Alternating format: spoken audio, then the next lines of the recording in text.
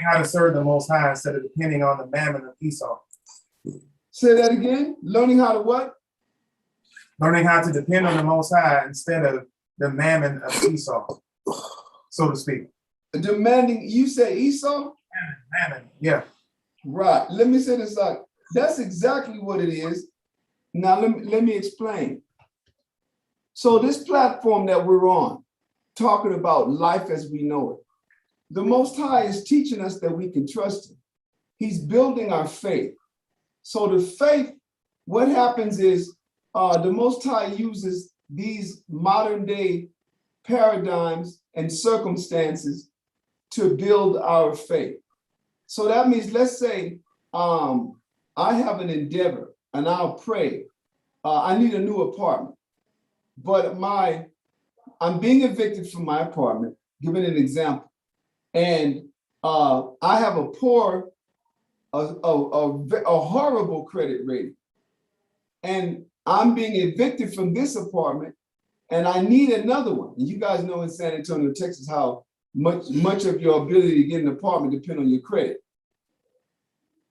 So the Most High will take you in those underdog circumstances.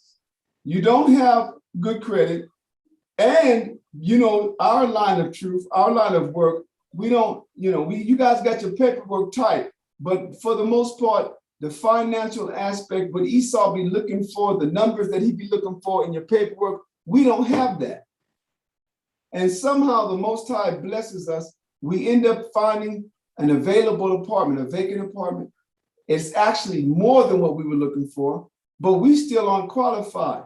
And through the work and the effort of the body helping you out, the Most High gets you in that unexpected place under unexpected and against all odds circumstances. That's happened to me out here. I'm sitting in the house right now where we got evicted after living in one place for 9 years, and they just gave us 2 weeks to be gone.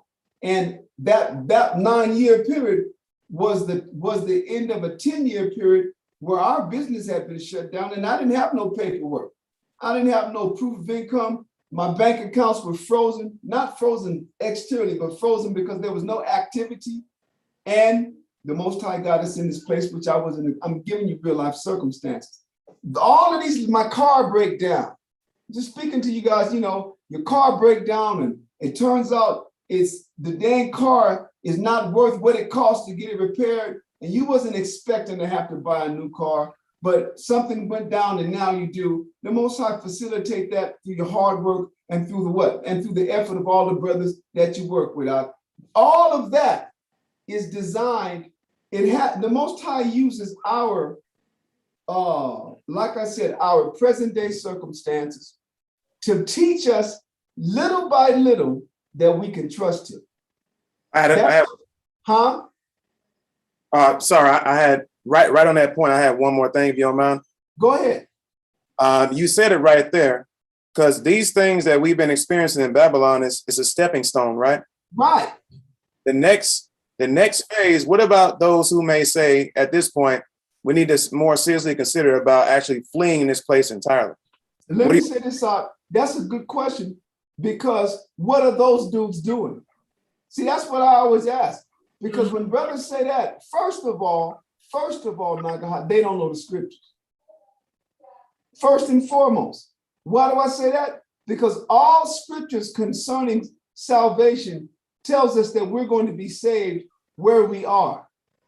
That we don't have to make it. How we save ourselves now is withdrawing from the evil system. When I say drawn from the evil system, I'm talking about participating in evil. We still are connected, our jobs, our businesses, like in San Antonio's case. So brothers that'll say you got it, because that's one of the doctrines of the cats back in the day. I don't know if they still cleave to that. I get news still that people are going missing, dealing with certain groups. But there was that one group, the church or Christ Gathering Church, something like that. I can't, GOs, whatever, COGG, some shit like that. I can't remember. The Gathering of Christ Church, GOCC. And that was one of their big things, the flee Babylon doctrine. But you could, And goes went to Egypt. Say that again. Brothers end up leaving to Egypt. You guys are too far away. I can't fucking hear you. Brothers end up leaving to Egypt. Listen, I know he's taking them to physical fucking Egypt, huh? Yeah. Brothers left and went to Egypt. That was the document. Let me say this, and sisters too. And then you get reports, what I do, from family members that they no longer can be found or heard of or are completely out of contact for years, disappeared. So, yeah. So this is what takes place because people, the teachers, let's say they know the truth. If they do know the truth and they go to those measures, they're deceived. They're intentionally deceiving the people. Hold up, coming to you. They are intentionally deceiving the people. If they don't know the truth, meaning they know the truth, but they're not studying, and so they read the book, they get enough about America being destroyed, and all of these cats are fearful and they panic. That's what all that shit is about. It's either fear and panic, or it's a true, conscious, insidious game that they're playing on. I say game meaning they're hustling people and they're making money off of people. Like that's what it is. Brother, you had your hand up. I'm gonna say, because I'm still trying to understand everything. I know this person personally. He ended up, like, he was in Texas and he ended up leaving. I asked because I came down here to Texas to see if I can congregate with him and stuff like that. And he told me he left to Africa. Yeah, man. He told me that, like, where we're at right now is Babylon's gonna burn up and all this weird stuff. And I'm just saying in my mind, like most time I'm just gonna burn one place. You know what I'm saying? But listen, America, America's the Most High is gonna bring plagues, but he gonna bring the fire in many places. But when they say Babylon gonna be burnt up, America is the one place on earth that's going to be completely annihilated to the degree where it is no longer habitable. That's true. It is the only place. But other places are going to suffer destruction and fire. But this is the place that the Most High tell you the smoke going to rise forever. But here's the deal, Art. The brothers, this is what happens, Art. When you fall out of the habit of working, Art, let's go back to the whole tag. One thing always leads to the next. In other words, why is it that these cats are out there pushing that you take the the Super Bowl ticket? It's because if they like, let me say this. I can only speak for brothers that I know, because when I got to the School of New York, Tuesday nights was Johanna's night for teaching. Lahab was Monday night. This brother, Johanna, when I got there, that it wasn't his class, but he was teaching. The elders had them classes. Then there was another brother on Wednesday named Reinbond. He was teaching. Well, now eventually I would end up teaching Monday, Tuesday, and Wednesday. Point I'm making is that these cats I'm mentioning, I know that they know the truth, because they're the ones that taught me. You know what I'm saying? Now, Johanna wasn't my teacher, but for about a good maybe 4 weeks, maybe 2 months, I went to his classes on Tuesday. And he know that Bible out. Johanna knows that book. Now he's shucking and jiving now and don't be pulling out much scriptures and eating all on camera and shit like that. But brother Johanna was top notch. So for him to be teaching or telling people to take that Super Bowl ticket, that's due to a trajectory that he's been on. And I'm saying him, but it's like this with most of the guys, where they don't stay on the path that they begin. So one of the issues is that they misunderstood the whole purpose of what rank was. So instead of understanding that rank, now I'm speaking from the script. Listen, I'm gonna show you something. I'm gonna get it. Somebody get that for me, where I believe it was in Exodus, where Moses, once we're on the other side of the Red Sea, we're in the land of Midian. And Moses' father-in-law, Jethro, was observing how Moses had the people in audiences all day, dealing with concerns, dealing with issues. And so that he was being burnt out. He devised, the Most High had Jethro, the father-in-law of Moses, devise a method that Moses would not be burnt out fulfilling his service to the nation, and that the nation would be burnt out in that dynamic also. Has anybody found that? If you haven't found it, I'm gonna look for it real quick. All you gotta do if you got your concordance is look in the places where it mentions Jethro. Yeah, kind of. Yeah, 5 and 6 to Pharaoh. No. I'm sorry, wrong one. When you get it, let me know. Officers are 50, right? Officers are 50, officers are 100. Yeah, that's the one I want. Call it out when you get it. Was it 18?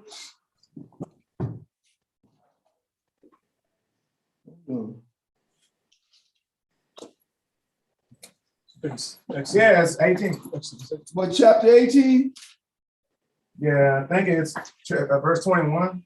Hold on. Let me. You said verse 21?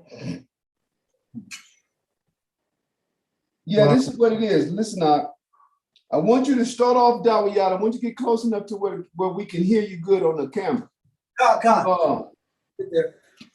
Chapter 18, I want you to start off at verse 13. Now, what are we going to go over? We're going to go, Dawiyat, we said it was going to be Romans 11, but we're going to just roll with this. It's nice. It's how it be out. So start off, Dawiyat, at chapter 18 of Exodus, verse 13. Now, what are we doing? We're going over we're going over where the ranking system that the Most High had Moses' father-in-law suggest to him, and it was adopted, how it got started, and what it has morphed into today. All right? But this is a part of the falling away. Go ahead, I'll start off at verse 13. Exodus chapter 18 and verse 13. And it came to pass on the morrow that Moses sat to judge the people, and the people stood by Moses from the morning unto the evening. Mm-hmm. And when Moses' father-in-law saw all that he did to the people, he said, what is this thing that thou doest to the people? He's like, man, what are you doing this for? You burning these people out. Go ahead.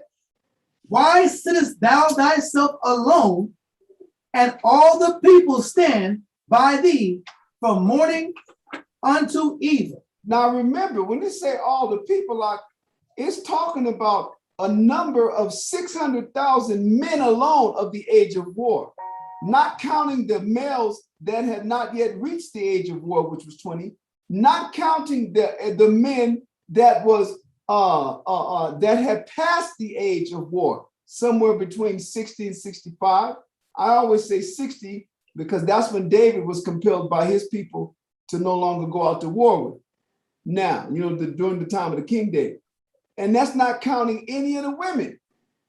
So 600,000 men plus an innumerable other demographic of Israel are standing out there all day, and one man is handling what could be 1.5, 1.7 million people. That's impossible, and y'all know that. But this is what Moses was doing. So he's like, man, that's not good what you do. You burning these people out and yourself. Go ahead. And Moses said unto his father-in-law, because the people come unto me to inquire of the Most High. Go ahead. When they had a matter, they come unto me, and I judge between one and another. And I do make them know the statutes of the Most High and his laws. So that was one of the ways in which Moses, aside from having assemblies, where he would just read the commandments to them, he would also teach them the commandments in real time while he was counseling and handling issues between the people. This was just another format while he was solving and resolving issues that would arise among all these people. He would teach them according to what the law said, how it was supposed to go. Go ahead. And Moses' father-in-law said unto him, the thing that thou doest is not good. Go ahead. thou wilt surely wear away, both thou and this people that is with thee. For this thing is too heavy for thee. Thou art not able to perform it thyself alone. So now what was Moses doing? Moses was a servant that was teaching the people the laws of the Most High and helping them to resolve the issues that arose on a daily basis. So he's like, well, you can't do this alone. You're going to burn yourself out. You're going to burn the people out. So now he's going to suggest a method. Go ahead. Hearken now unto my voice. I will give thee counsel, and the Most High shall be with thee.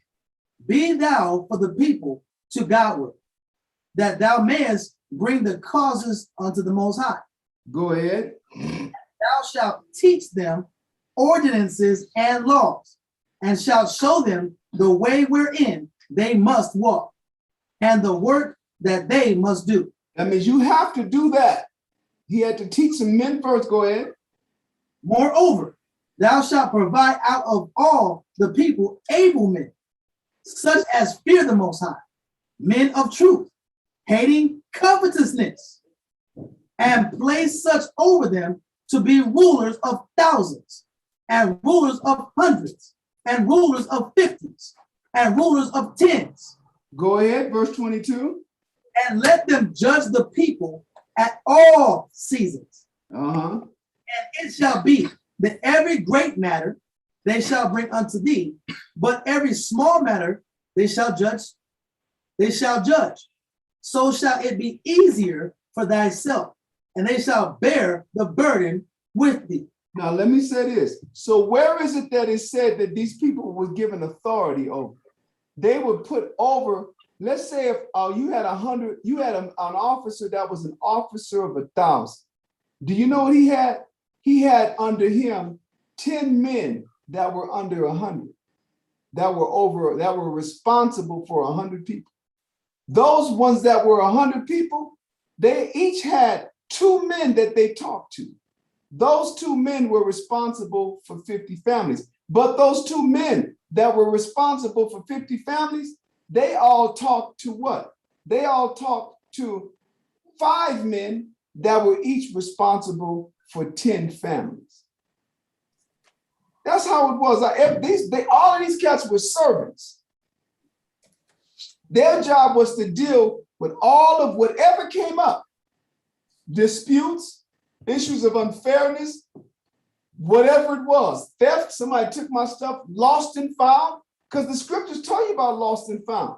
It don't talk about a wallet or a flashlight or a cell phone. It tells you if you see your neighbor's cow, ass going in the way and it's lost, you're responsible for getting it back to the neighbor. You don't take it in there and chop it up and say, all right, it's hamburger for 2 weeks. You know what I mean? So this is what they were doing. So Moses had to teach these men. And they were the ones responsible for filtering and disseminating the laws of the Most High and then handling those issues so that Moses only ever dealt with maybe 10 men at a time. I say 10 men, that means what? Or like I said, he would come and deal with an officer of 1,000. Let's say that it says 1,000. So let's say there were officers of 5,000, officers of 10,000. They very well could be because we were millions of people. But then once again, the officers of 10,000 only spoke with 10 men. Those officers, he spoke with 10 men that were responsible for 1,000. But once again, each one of those 1,000 only spoke with what? Spoke with 10 men. Each one of those men were responsible for 100. Then the ones that the 100 spoke to, the 100 spoke to 2 men that was responsible for 50. These were servants. It wasn't about rank and telling people what to do outside of teaching them how to think according to the law. Let me drink this water real quick.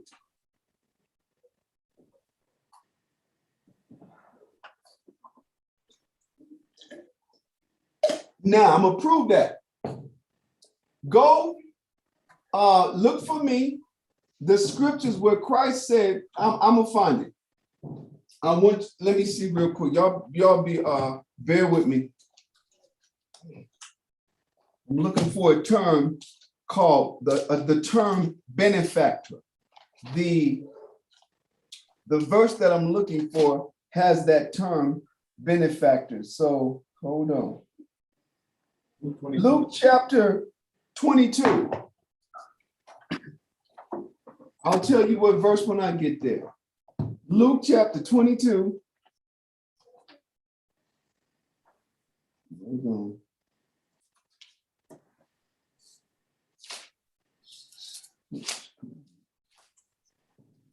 Mm, 22. Okay. You're going to start off, Dawiyat, at verse 24. Verse 24, Luke 22, verse 24.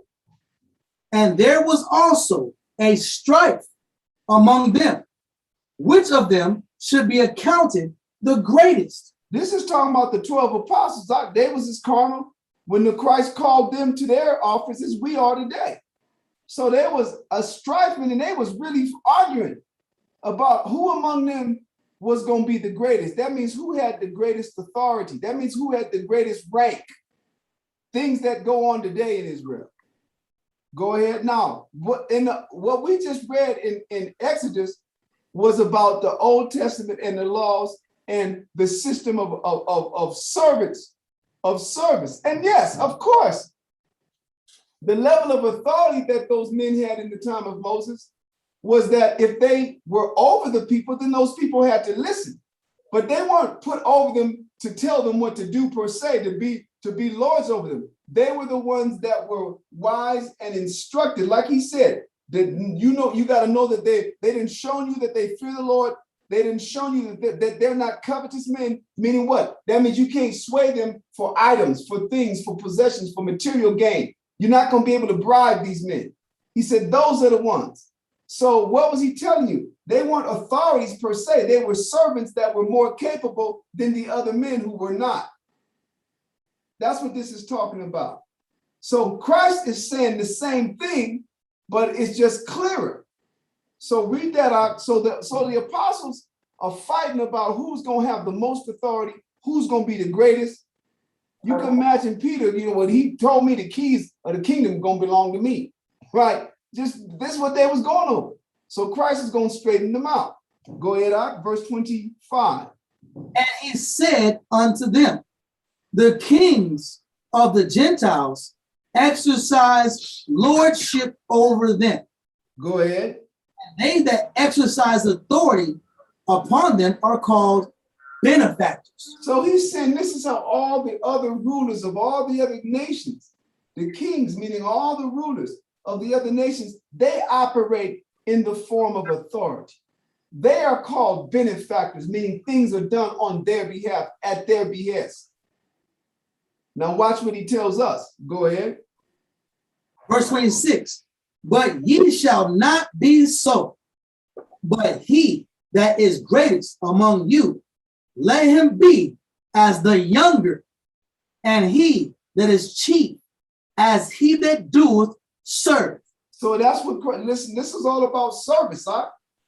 And so the rank is supposed to be indicative of the men that have grown to the capability to where they can assume more responsibility. They have more to answer for concerning the estate of the people under their care, not authority.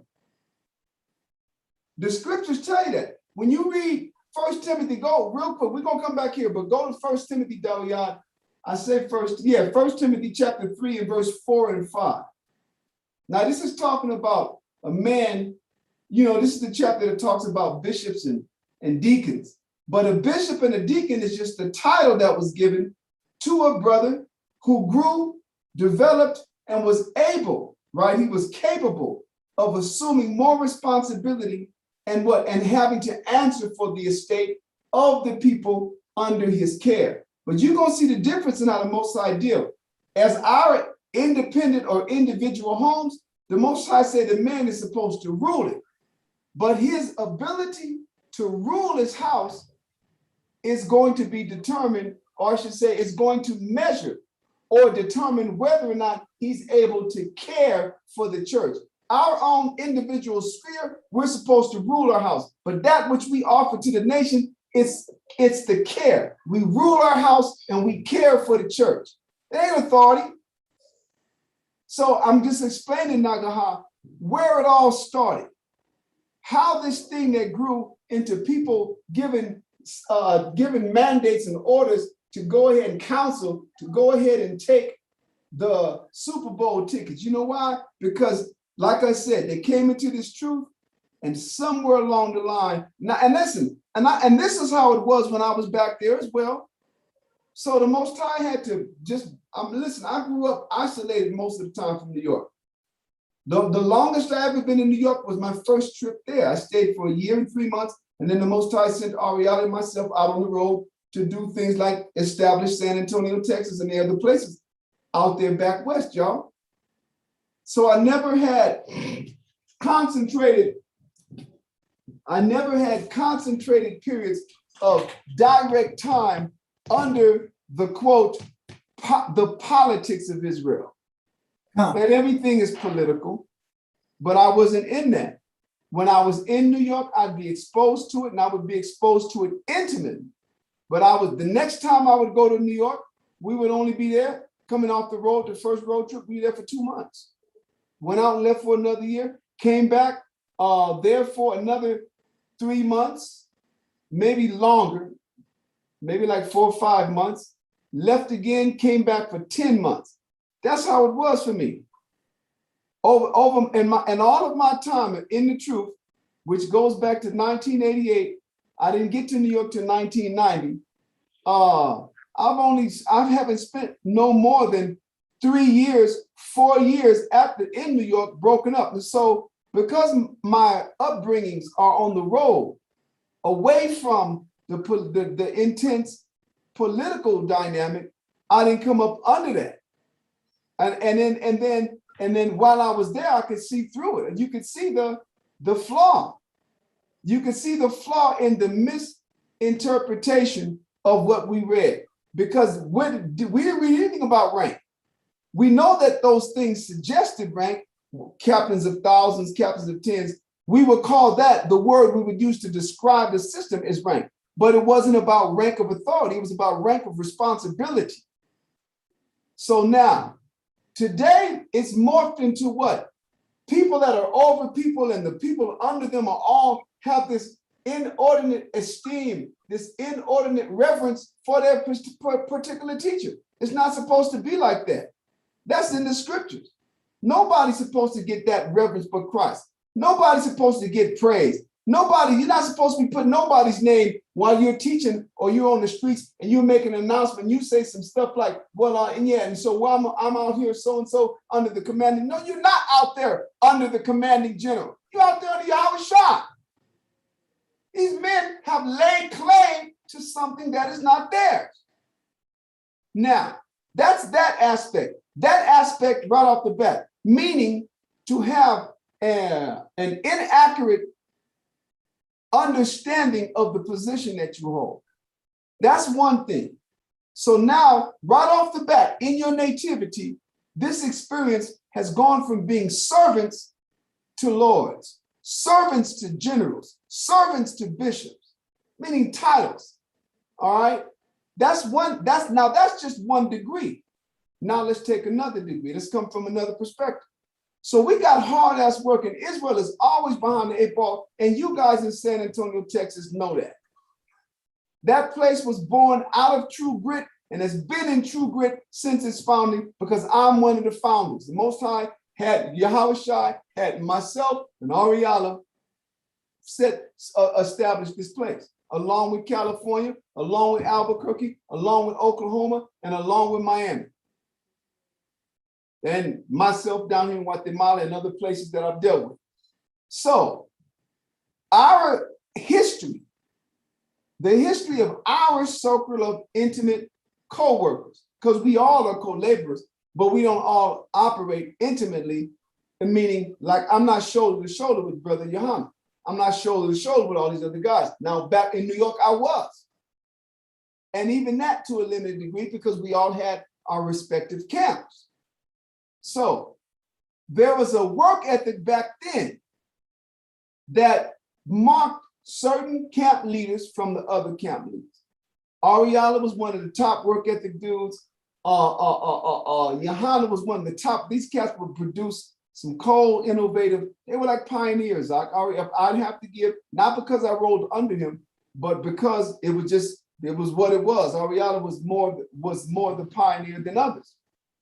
You understand? He was the one that the Most High used to kind of show Israel, okay, it is time to get out of New York. Because he was told he wasn't supposed to leave New York until the Spirit come, reading Acts chapter 1. So he said, well, shit, let me get my family up here. He went to California to get his family. Kazakia's mother, when I met Kazaki when he was a little toddler, not a toddler, but like a little bitty boy, man, 7, 8, 9 years old. And I remember him and my I'm getting taught by Ariala in their apartment, and they're coming through the hallway, going out, coming back with video games. That's how little they were, right? Well, instead of coming back with his family, Ariala came back with me. Then a year and 3 months later, we go back on the road and come back with brothers from 3 different camps, 3 different states. So the elders and the brothers began to see, whoa, okay, and the brothers were inspired to lead. Now, what am I talking about? I'm talking about a work ethic that only was successful because it required that you sacrifice. It required that your family came last. It required just what it said in Romans and 1 Corinthians chapter 7. If you had a wife, it was as though you didn't have one. And the Most High was blessing the work. You catching hell, suffering loss, but that work was being blessed. And the loss that you suffered was compensated for by what the Most High had your work produce. So now this work is ardent. You guys know it because you're doing it now. It's nonstop. It's made for young men and you know it. It's what young men are supposed to be doing. But guess what happened? You have other groups now that will come in, other brothers that will come in, and they wouldn't be as intense. We had many guys come to our camp and they go back to the elders complaining about it's too hard. I would say, nigga, join another camp. Shit. We're not breaking our standard for you. This ain't about we. And that's how he rolled. And so that's how these operations that the Most High built through us was built, Doc. Now, you had other guys that felt you can work smarter and not harder. Instead of saying you can work smarter and harder. And so part of working smarter, not harder, was creating a floor of income that didn't require that you did or work as hard as you did how we were doing. And that's where the idea began to be appealing. That, among many other things, it was, the process of brothers talking about Yai Quab and we running hustles and scams and all that type of stuff, which totally the Most High showed me that we wasn't supposed to do that. Because that didn't determine whether or not the Most High was really with you or not. The work of your hands, huh? So big brothers in their quest to not have to work as hard, that's when the idea of the CO, what is it called? 501, what is it? 503, 501, huh? 501c3. But where the 501c3 became appealing. This is when even the school, when I was there, it was ISUPK. They changed it back more recently, but then they went and got chartered and got 501c3.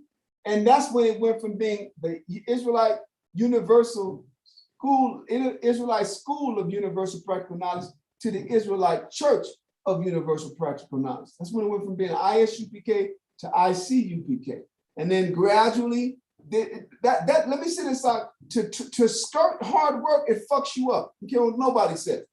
When your objective becomes, we have to get money first and foremost, and we have to get it with the least physical hard work invested, you done fucked up because the scriptures, the nature of this work is hard. The yoke is light, but when I say hard work, meaning the Most High expect for us to what? To work out so he can show us that he's with us, so that he can bless the work of our hands.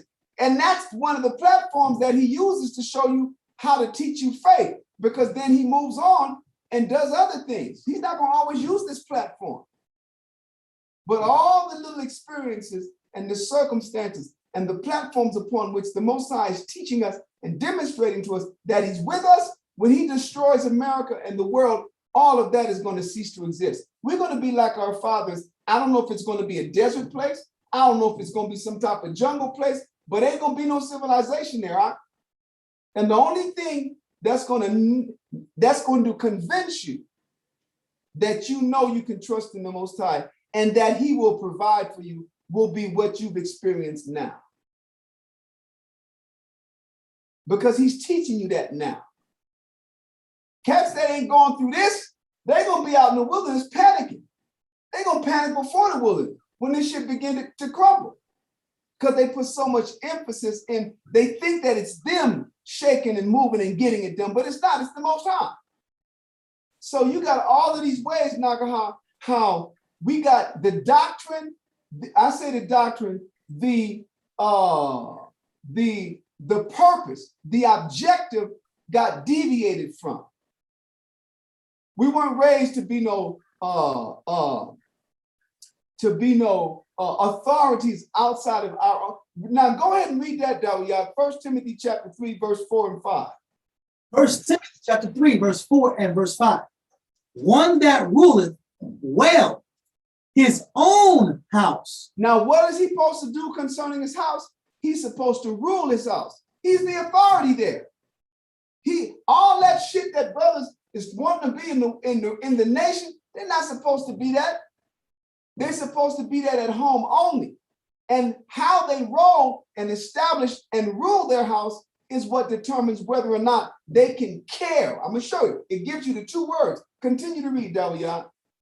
Having his children in subjection. Yeah. All gravity. For if a man know not how to rule his own house, how shall he take care of the church of the Most High? So that care is different. And you notice the Most High is using one word, which is authoritarian, to rule. But that's your house because that's what you are. But when it comes time to the body elect, the nation, brother, you are a servant and a servant only. And what propels you through the quote ranks is your ability and desire to serve. Right? That's so everything is all off from the beginning, huh? Because brothers just won't go back and say, you know what, let me go back and do a foundational deep dive. That's what the Most High had me do. A foundational deep dive. When I say a foundational deep dive, meaning just go all the way back through the basics. Because what did the scripture Paul? Listen, go to 1 Peter. I think it's going to be 1 Peter 2 and 1. If it's not, we'll find it. What is our development contingent upon? I'm going to show you this.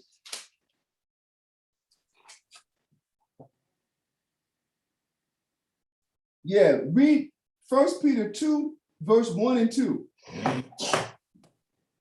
1 Peter chapter 2, verse 1 and verse 2.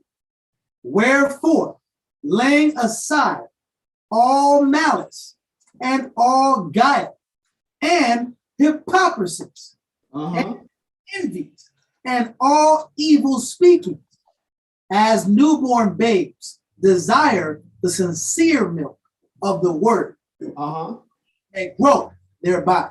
See that? So that means we're supposed to desire the milk of the word that we may grow thereby. That's our understanding, our thorough and as complete as we can get an understanding of the foundation stuff of the milk is what our understanding and therefore our ability, the spirit in which we teach. It's all dependent on our perception of the beginning information. So imagine coming in from the beginning, you learn that you're an Israelite, and right off the bat, you come to the school and you want to take a test and get you some rank. Right, the only reason you want to get rank is because of your perception.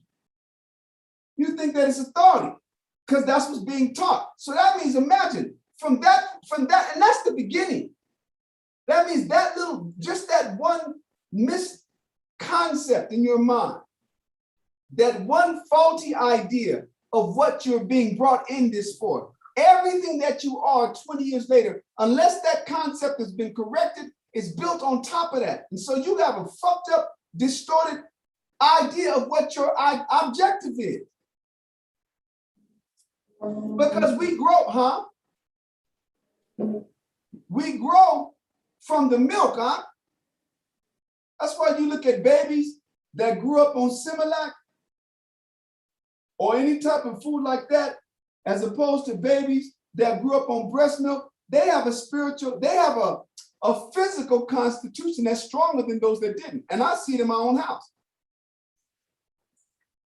My children that were born when my woman was lactating, stronger immune system, and the ones by the time she got age and had our last child, the immune system isn't as strong because she couldn't lactate, so we had to use the other type of milk, the counterfeit milk.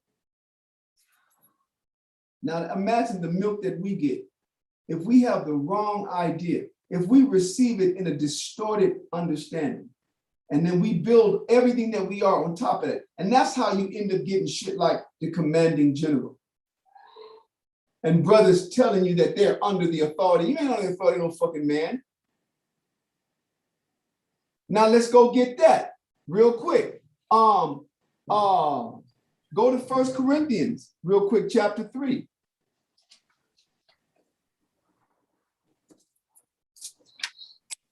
We'll just take this first hour and finish up on this, and then we'll get in the second hour to Romans. All right.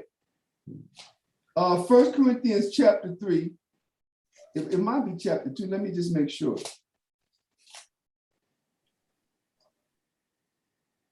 Yeah. I want you to start off at verse 1. It's 1 Corinthians chapter 3, Dawiyah. Start off at verse 1, and you're going to read all the way down to verses 1 to verse 7. No, I'll tell you when to stop. Shit, we're going to go verse for verse. We'll start off at verse 1. 1 Corinthians chapter 3 and verse 1. And I, brethren, could not speak unto you as unto spiritual, but as unto carnal. He's like, listen, I had to deal with you guys from where you are. You're not spiritual yet. I can't deal with this. I can't deal with you in the fashion that I would like to, is what he's saying. I have to deal with you from the level of development where you are. You're carnal. Now he's going to tell you what about this group in the Corinthians made them carnal. Go ahead. Even as unto babes in Christ, I have fed you with milk and not with meat. For hitherto ye were not able to bear it. Go ahead. Yet now are ye able. He's like, I've been dealing with y'all with milk, and you still ain't ready for me to come with the fire.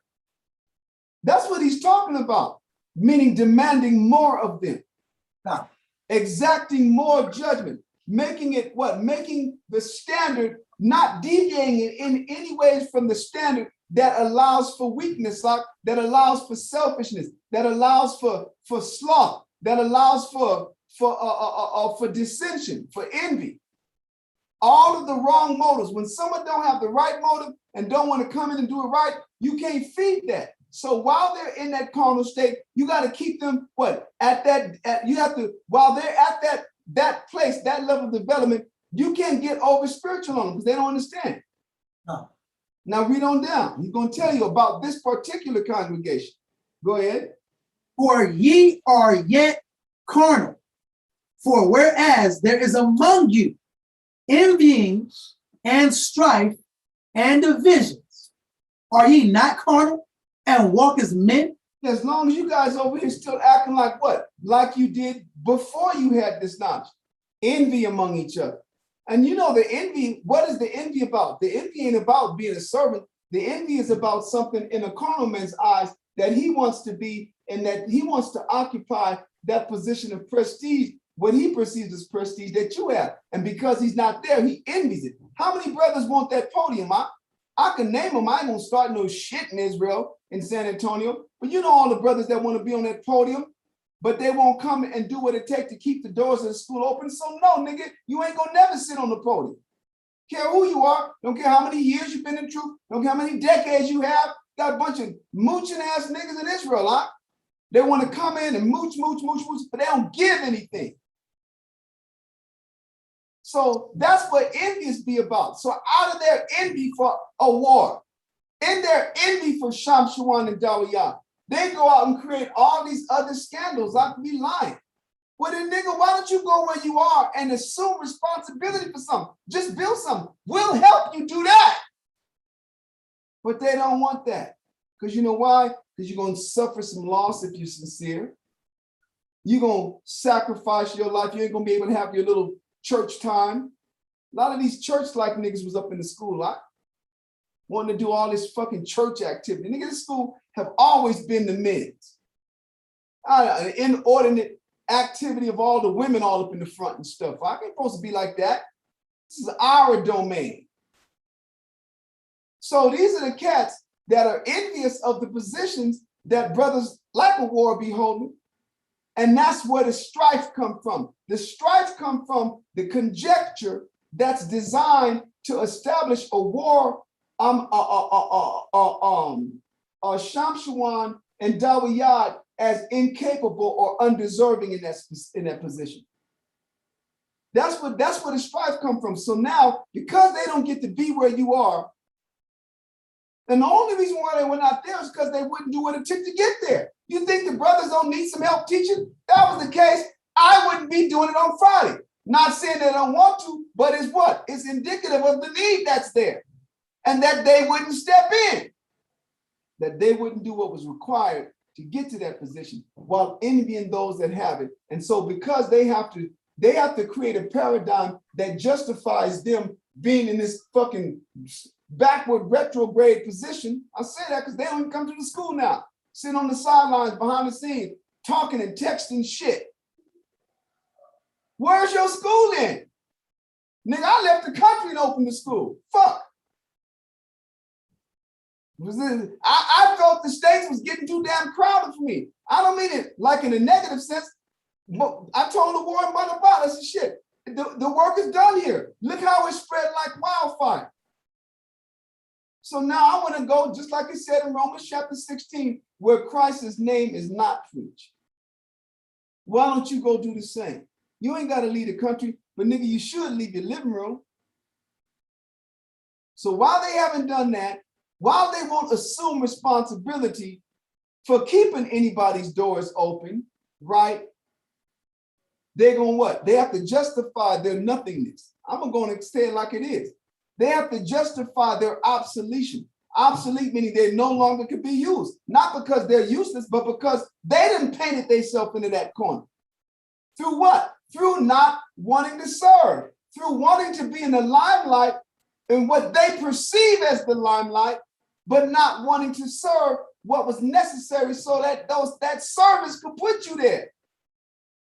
That's where the envy, that's what the envy is based off of, and that's where the strife comes from. So guess what happens? Where do the division come from then? The division comes from the other guys that are weak as fuck. I'm gonna say it like that. Because I love seeing a bunch of bearded brothers out here, man. You get to talk like a brother. You gotta act like you in church and shit. So where did the division come from? The division comes from the brothers that have a lesser what? A lesser objective. I ain't gonna play no games with it. These are the cats that placate. These are the cats that pacify. They tell people what they want to hear, and they feed brothers' weaknesses. And so now, listen, what am I doing, Dawiyad, but walking you guys verbally through the trajectory of San Antonio? Am I wrong, Dawiyad? No.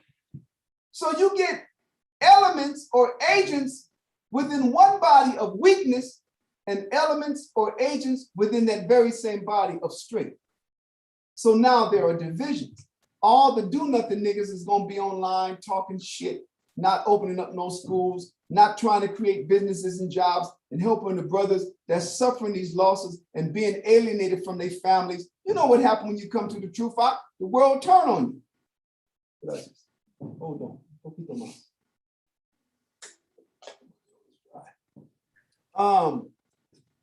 So the division now, you have the sword of truth. Then you got another group that is within that one sword of truth that's catering to the weakness, that's placating people's envy, right? That's placating people's envy. This is the reality of it. And then they go ahead and feed the strife, and now they create a channel and a platform for those envious, contentious brothers to operate from. That's what the division. And guess what that means now? That means now San Antonio, Texas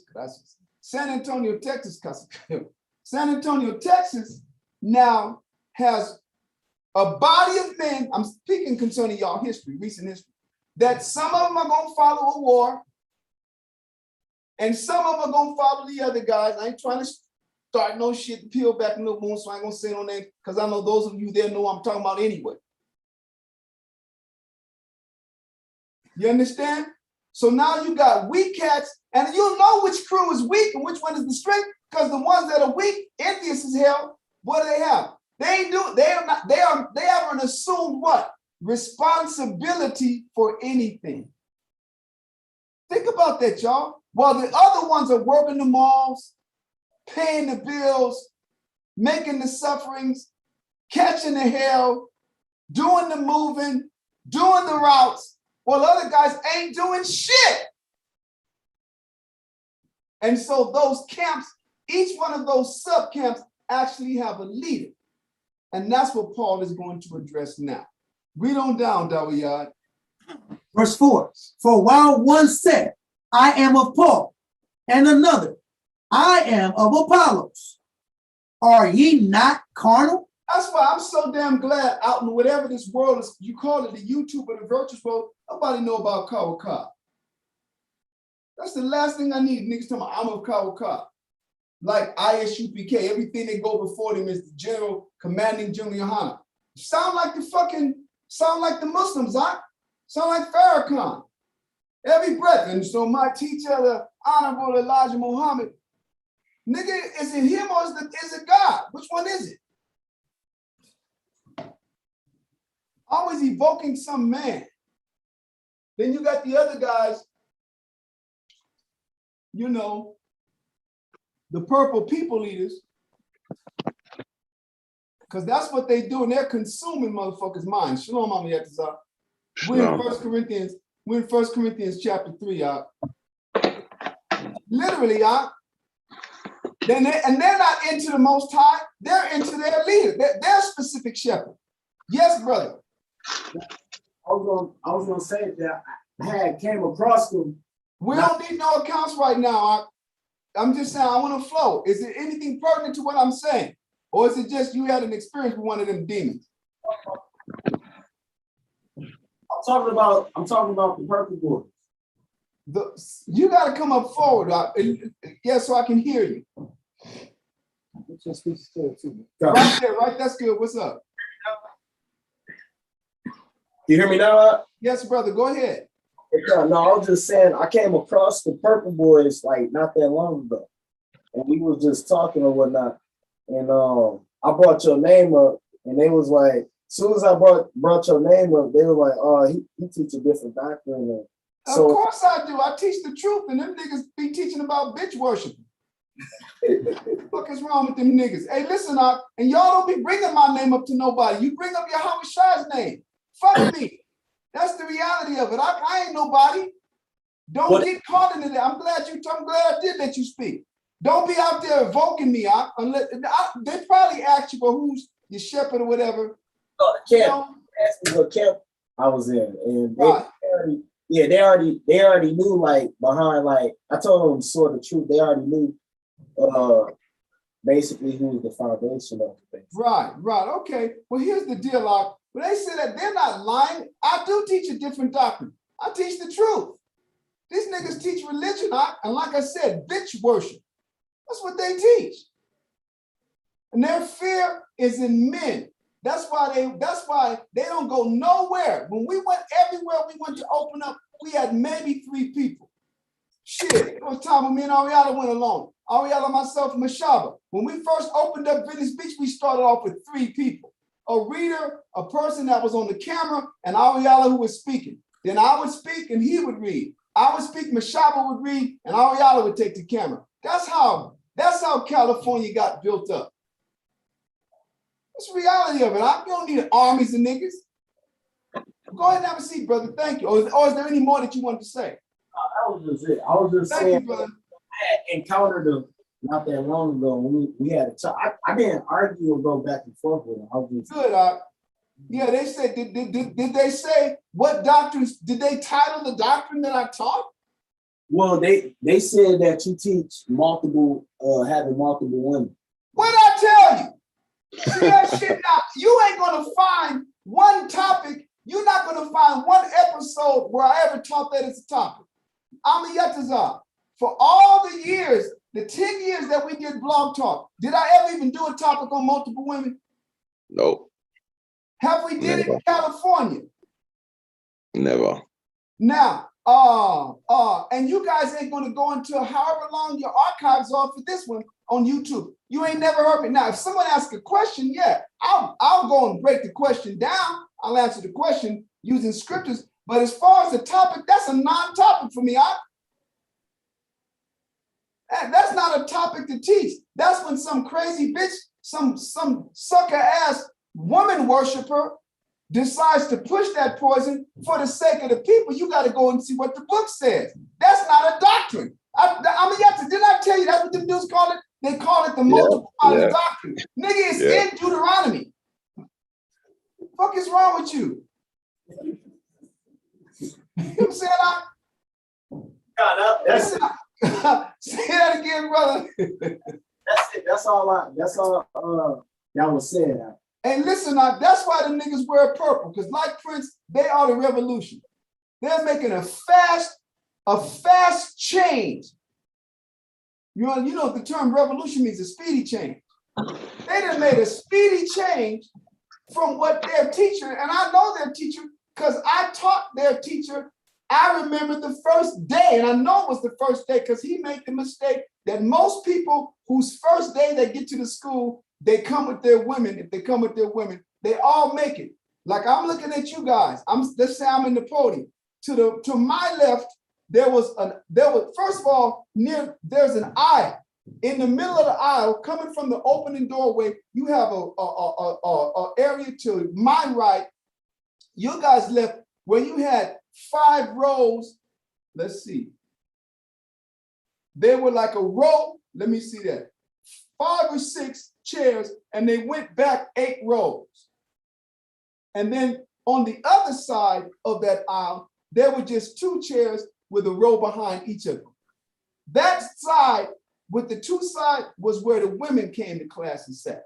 So every time somebody was new, if they came with their woman, you knew they was new because they'd sit on that side with what? With their woman.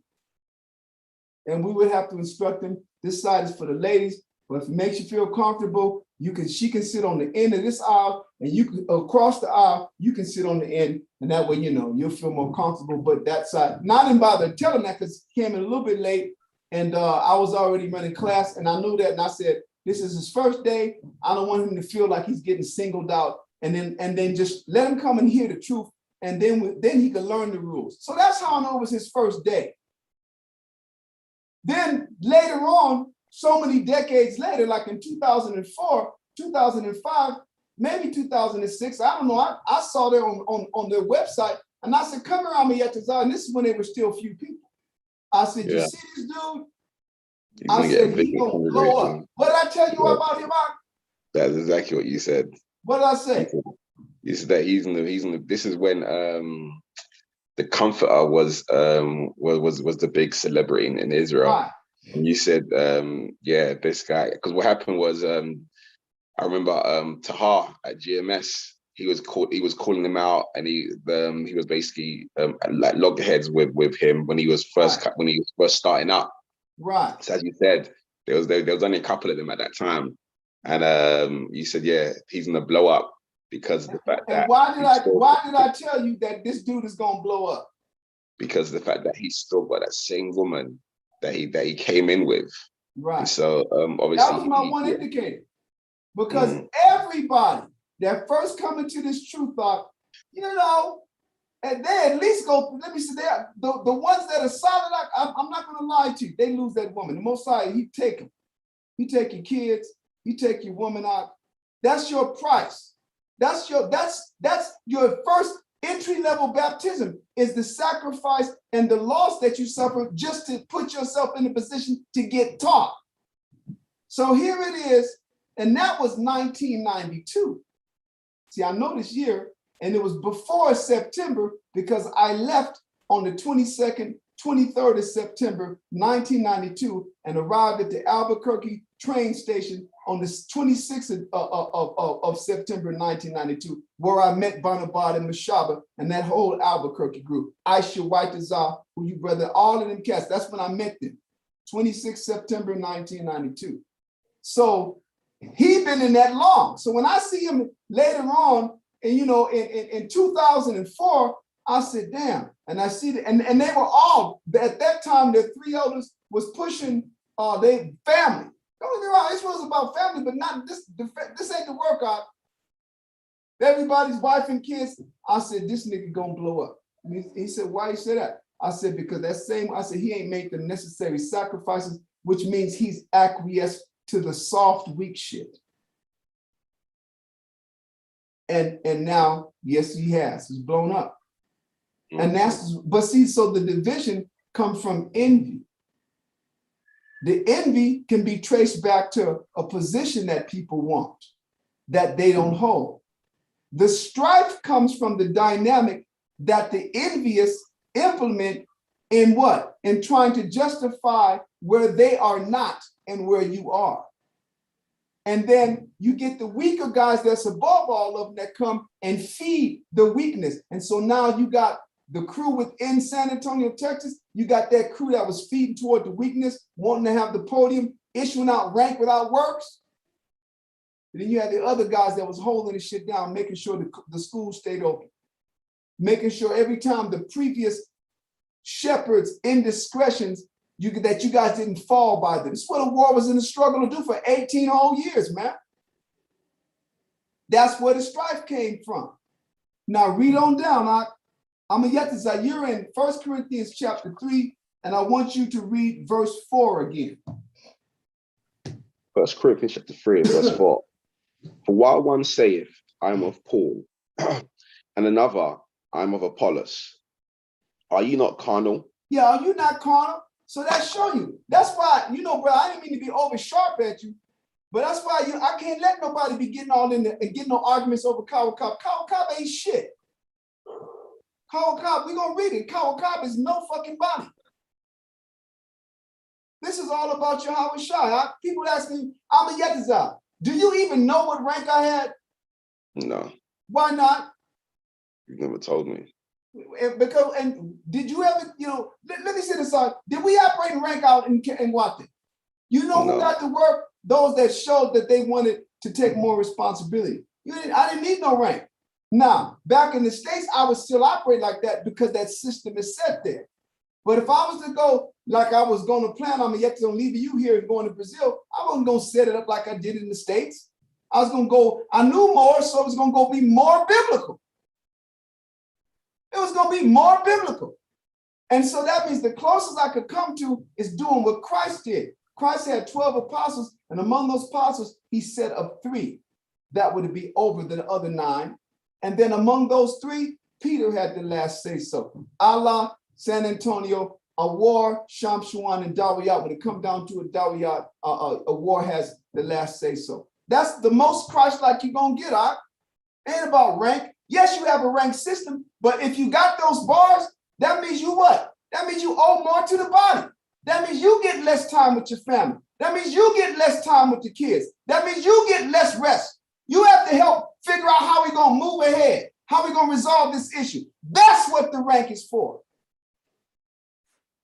And because in its nativity, it didn't get presented right, or maybe it did get presented right because I wasn't there at the school when the school was first founded, or however the brothers like to say it. But I know somewhere along the line, they went off because I look at what we got today. Okay, I'm going to read verse 5. 1 Corinthians chapter 3 and verse 5. I'm going to use our names. Go ahead. Who then is Paul? Who then is Amayatazah? Go ahead. And who is Apollos? Who is a war? Who is Kawakab? Who is Yohanan? Who is Nathaniel? Who is Mashaba? Who is Banaba? Who is anybody? Who is Kazaki? It's nobody, huh? Nobody. Watch, read on down. Read it again from the top of verse 5. Who then is Paul, and who is Apollos, but ministers by whom ye believed? They were just the term minister means servant. They're just the servants that the Most High used to introduce himself to you through Christ. That's it. They're just vessels. They're just a mouthpiece. They're just a microphone. Go ahead. Even as the Lord gave to every man. I have planted, Apollos watered, but the Most High gave the increase. Now let's focus on verse 7 because this is the most important takeaway from this. Go ahead. So then neither is he that planteth anything, neither he that watereth, but the Most High that giveth the increase. That's why I said we ain't nothing. It says here, so then neither is he that planted anything, neither is he that watered, but the Most High that giveth the increase. So Christ's gonna contend with, he gonna take up issue with this in the wilderness, huh?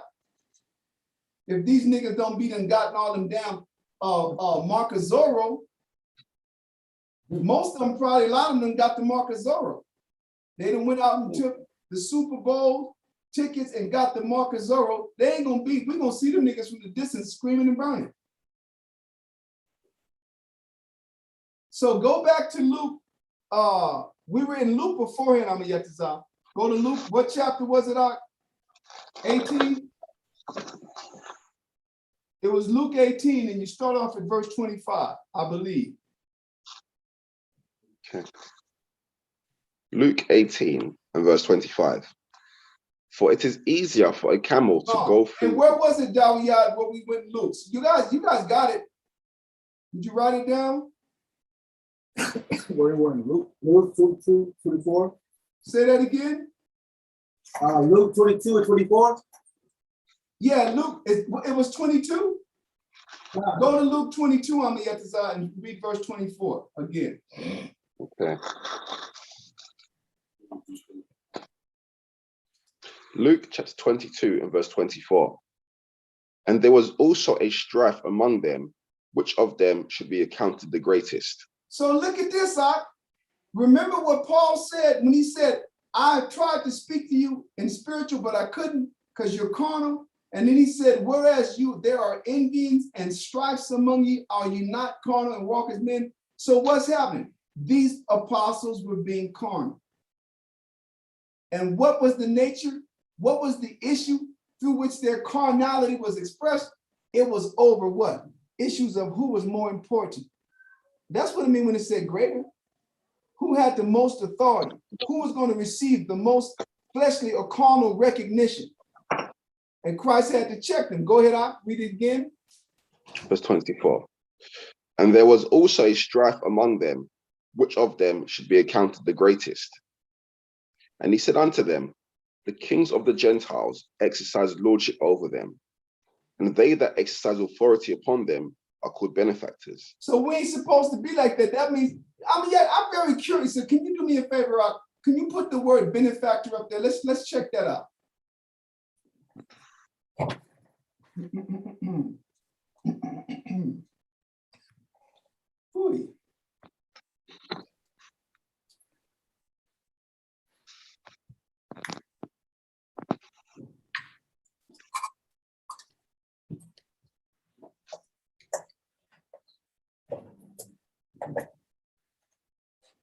What you got?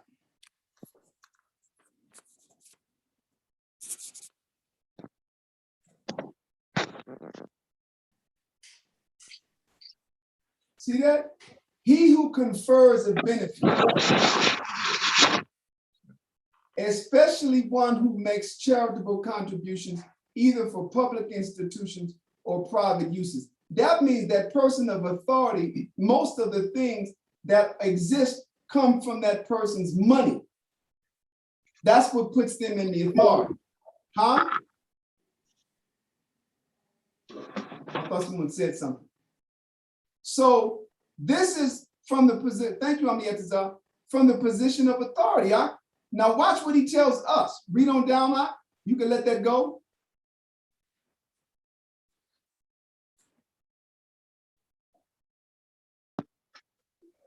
Luke chapter 22 and verse 26. But ye shall not be so. But he that is greatest among you, let him be as the younger.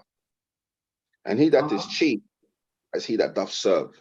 Yeah, so you see that. That means what? We want to operate from the position or the mentality of authority, y'all. That's not what the Most High said us. That's not Israel. All of that is the world. So so now what happens is the brothers that have allowed themselves to deviate even ever so slightly. Remember, let's say you're walking down a highway, a perfectly straight highway with a perfectly straight line on it. All it takes for you to do is deviate 1/2, 1 fraction of a degree to the right or left, and it might look like you're on the same path, and you won't notice the deviation until what? Until after a long distance. Now you look back and you see you didn't walk the V. The line that you were supposed to be on is over here, but the line that you're on is over here now. You done created a fork in the road through your undetected deviation in your nativity. And that's what happened with the rank. Now that it's about rank, which means now it's about the person. Now the people, the students, the flock, their mentality, not only has it been shifted, to being to honoring that position, but now everyone else is doing what? Striving for that.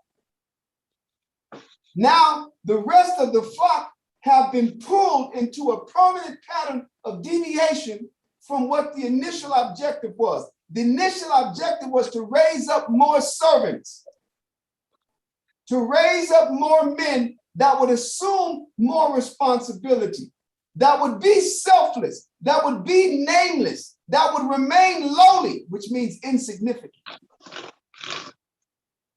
And now it's not.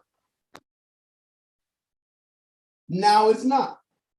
And so this is how Satan worked on Israel. And so many decades later, guess what you got? Israelite leaders telling people to go take the Super Bowl ticket, which is the Mark of Zorro. Look at that. And that's how, now that's me, Nagaha, and not an oversimplified version, but simplified enough in the sense that I'm just not going to go out and just hammer down names and certain things that happened. But it happened in every generation since I came into the truth. It was always money and recognition. Like when I first came in, our elders, they wanted to be the 7 elders, and they were the 7 elders. But everywhere we went, we had to say, yeah, we're from the school of ISUPK, and our elders are. And you had to know them elders in their ranking order. Instead of just saying, yeah, we're here in the name of Yahweh Shah. We had to say, Mashah, Ariah, Yaquab, Lahab, Yeshaya, Shah, and Kazak. It was beat in me so much, I don't mean beat like in negative, but it was ingrained in me so much that I still know it and the order and everything. Then after, and during that time, they was teaching that Mashal was the king. Nobody, Yahweh Shah is the king. This has been Israel's plague. Israel's plague is to be what? Is to be recognized for something that's not there. That's what I mean when I say, and so wherever it started, however he came up, someday, one day, the idea of reincarnation, which is true, but then brothers begin to do what the scriptures say don't do. And that's create what? Genealogies. So before you know it, this brother was this brother's John the Revelator, this brother's Peter, and this brother's Andrew. And it's all the same 7 men. It's 20 people in the Bible. You know what I'm saying? I'm not gonna lie. But who fucking cares? This ain't about you. See, that's how it's supposed to be. So then, because of the prestige, now that you done deviated, you're open to more and other spirits. So that's where greed comes in. And so in my time, you had cats, they opened up the central command. right? And it wasn't fair with the money. It wasn't fair with the bounty that the Most High was bringing in. So he busted it up. Like I said, no time for the details. You guys got your own shit to deal with. And these days, don't worry, you got scandal that you're going to have to fight your way through. It already happened. 2018, our shit here in San Antonio, Texas, came to a climax, and the Most High had a brief purge. And you guys, right now, you're just rebuilding from that purge. And the Most High, you all know, the Most High is blessing you. But look at how it's being done. Is it not being done through hard, demanding work? Because that's what gets it done, and that's what the Most High honors. And that's why it says in the Apocrypha, hate not laborious work which the Lord hath ordained. Because that's how we built our father Jacob. That's how he built Moses. The Most High used the nation to wear Moses the hell out. That was Moses' service. He had already lived 40 years of opulence. Think about that. Then he went on to live 40 years. Guess what his 40 years as a shepherd was preparing him for? Preparing him for that last 40 years of his life.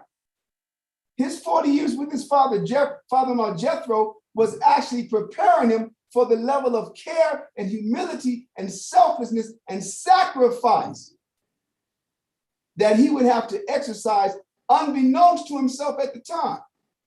So one day, his dedication to a dumb animal led him to the Most High. All you gotta do is go back and read. One of the sheep got away and went up into the mountains. Moses could have said, hell, Jethro ain't gonna know the difference. But Moses knew one of them got away. I gotta go get him. And that was that. It was that dedication. It was that work ethic. It was that servitude. It was that what? The knowledge that he know concerning his father-in-law, he had to answer, he had to account for that one sheep. And so because he took it that serious, he went into that mountain and he met the Most High. The Most High saw that act and said, okay, he's ready. I'm gonna send him on back and get my people. And that's what the brothers don't want to deal with. They don't want to deal with giving this life up and saying, you know what, this life is about the Most High so that I could be found worthy of sharing the life of Christ with him when he comes back. Instead, everybody want their pie now. They want their slice, their little fucking slice now. And it's not meant to be eaten now. Imagine that. The Most High is trying to give you all the raw materials to make a damn pie and anything else you want to make. But you're just going after the little slice of pie now. Just wait a little while and you're going to have the earth that produces it all. But that's the problem, huh? Brothers are too into themselves. Now I'm going to tell you where the power is at. Like the power is in service. The power is in the relinquishing of your own will to the Most High's great, perfect, and honorable will. And just to have been called, just to have been given an opportunity, just to have been selected to be measured whether or not you are of that sort that Christ is looking for, that in itself is an honor. And these guys spit on it, huh? And so I don't give a fuck what nobody said. They're all wrong and I'm right. Because I'm pushing Yahweh Shai and I'm pushing service. Give me the verse in Luke where Christ said, all of you that are heavy burden, come to me. He's going to show you what he was himself. That's why I say all these other guys are wrong. Give a fuck how good they look. I don't care how much money they have.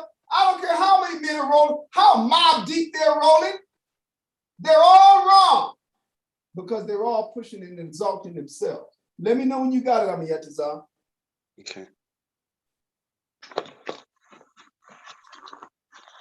Matthew 11, verse 28. Go ahead. Is that the one? Let's see. Well, come unto me, all ye that. This is where Christ declares he's lowly. Yes. Okay, call it out and call the verse. Matthew chapter 11, verse 28 and 29. Come unto me, all ye that labor and are heavy laden. When it's talking about for us today, it's talking about all the burdens that society have laid on us.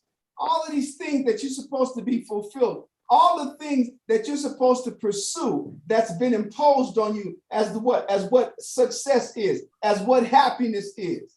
Those are the burdens. Those are the workloads. It's all about getting on that damn gerbil wheel and generating for the white man and generating for the woman. And listen, I'm not lying. That's why in Isaiah it says, as for my people, children are their oppressors and women rule over them. White men that try to serve bitches. That's why the nigga go out we don't, because we departed from the Most High, and because we've been stripped of everything, all niggas know how to do for the most part now is play.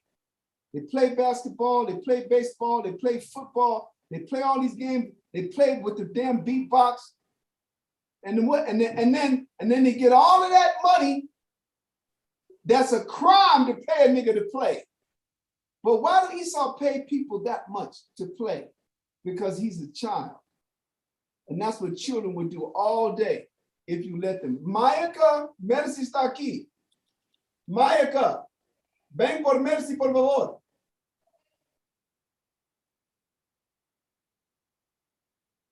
Hold on. You better get your ass out of here. Ahí viene.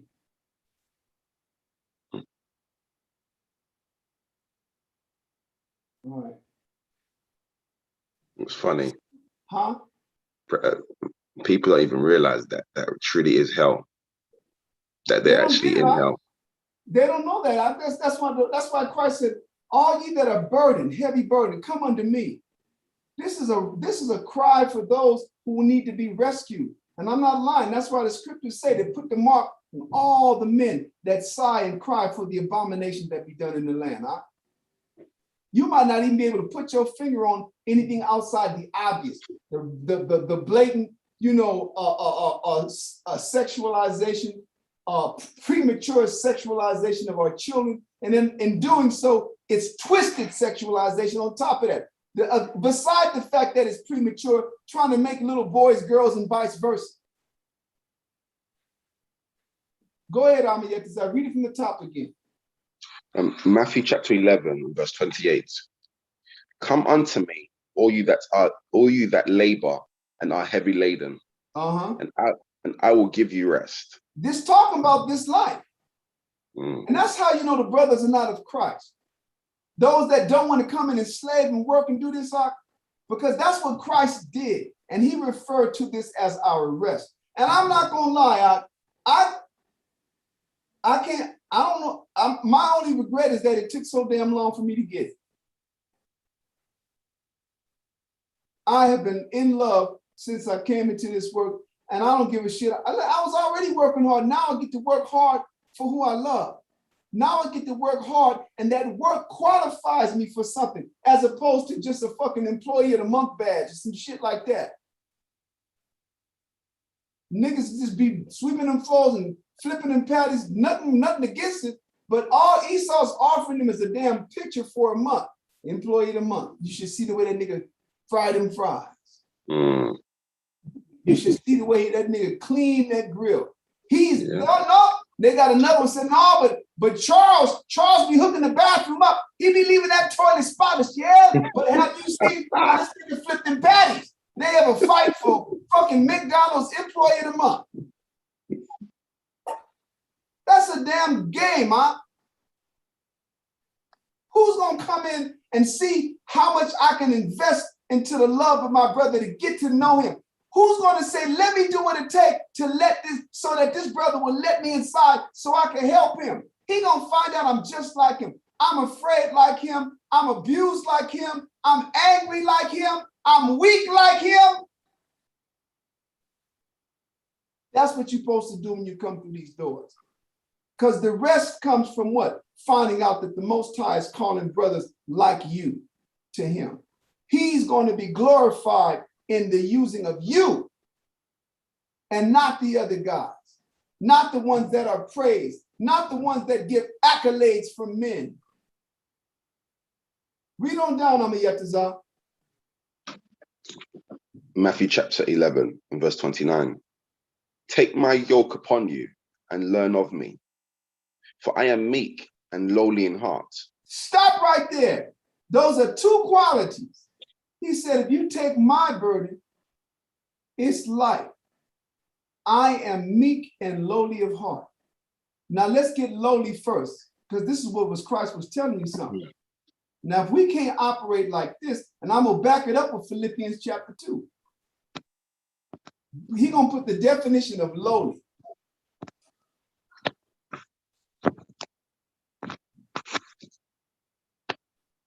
I'm gonna keep on saying it. The scriptures say, let the word of the Most High be true and every man a liar. That's why I stay in the book and I say I'm right and all the other guys are wrong. Anybody that's pushing himself is wrong. Now listen to this, Christ said he was number one. Then he uses, now this is perfect. Having a low esteem of one's own worth. You know what Christ was saying? He's like, man, I'm nothing. This is not about me. Free from pride. So when someone came to Christ, I'm going to read that one more time. Having a low esteem, meaning an appraisal, right, of one's own worth. Humble, meek, free from pride. So you can't tell me, thank you, Amayetisa, you can't tell me that that's how these guys are working.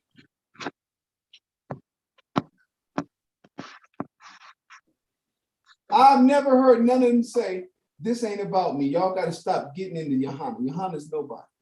We just got through reading that in 1 Corinthians chapter 3 and verse 7. Whoever planted, whoever watered, both of them are nothing. Yeah, brother. May not want it, but I got a precept for that. What, call it out. Ecclesiastes chapter 3, verse 18 and 19. Yeah, the greater thou art, the more humble thyself. We'll get there. Thank you, brother. But go listen, I can hear your voice good enough. Go ahead and read both of those verses. Ecclesiastes chapter 3, verse 18. The greater thou art, the more humble thyself. That means what? And then Christ told you who would be considered the greatest in Luke chapter 22. He said, those that serve. That means the more responsibility you get, the more recognition you're being given from serving the body, you still got to what? You got to stay more humble. The greater thou art. See, when you say great, unless you done read what we read today, you have a different idea in your mind because of the word great. But what did Christ say in Luke 22? He said, let he that is great be a servant. So this one is telling you, the more service you do, you still got to remain humble. And why? Because the Most High by nature, that's how you get recognition is through service. That's why the scriptures say every man that exalted himself shall be abased. These people's fall is coming. I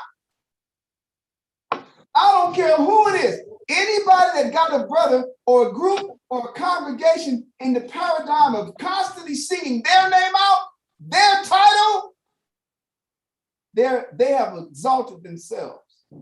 Or, worst case scenario, have allowed themselves to be exalted.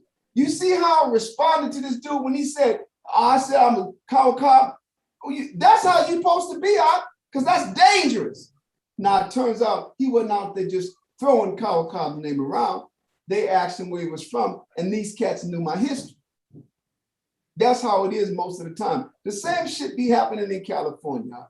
They be rolling up on brothers trying to take their spots, and they be like, brother, who's your elder? And they Kawakab. Oh, okay, cool.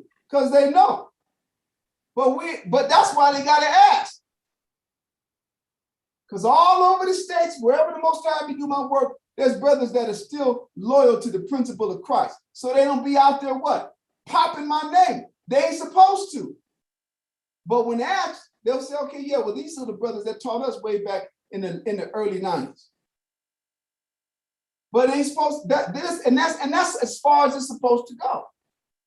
It ain't supposed to go no farther than that. It's supposed to be centered around Yahweh Shai and is the doctrine being taught. You already saw that punk motherfucker said, oh, that nigga, he believed, he teaches the multiple wives doctrine. Nigga, that's this whole book, all the mysteries, Daniel, 2nd Esdras, Revelation, and your ass is running from what?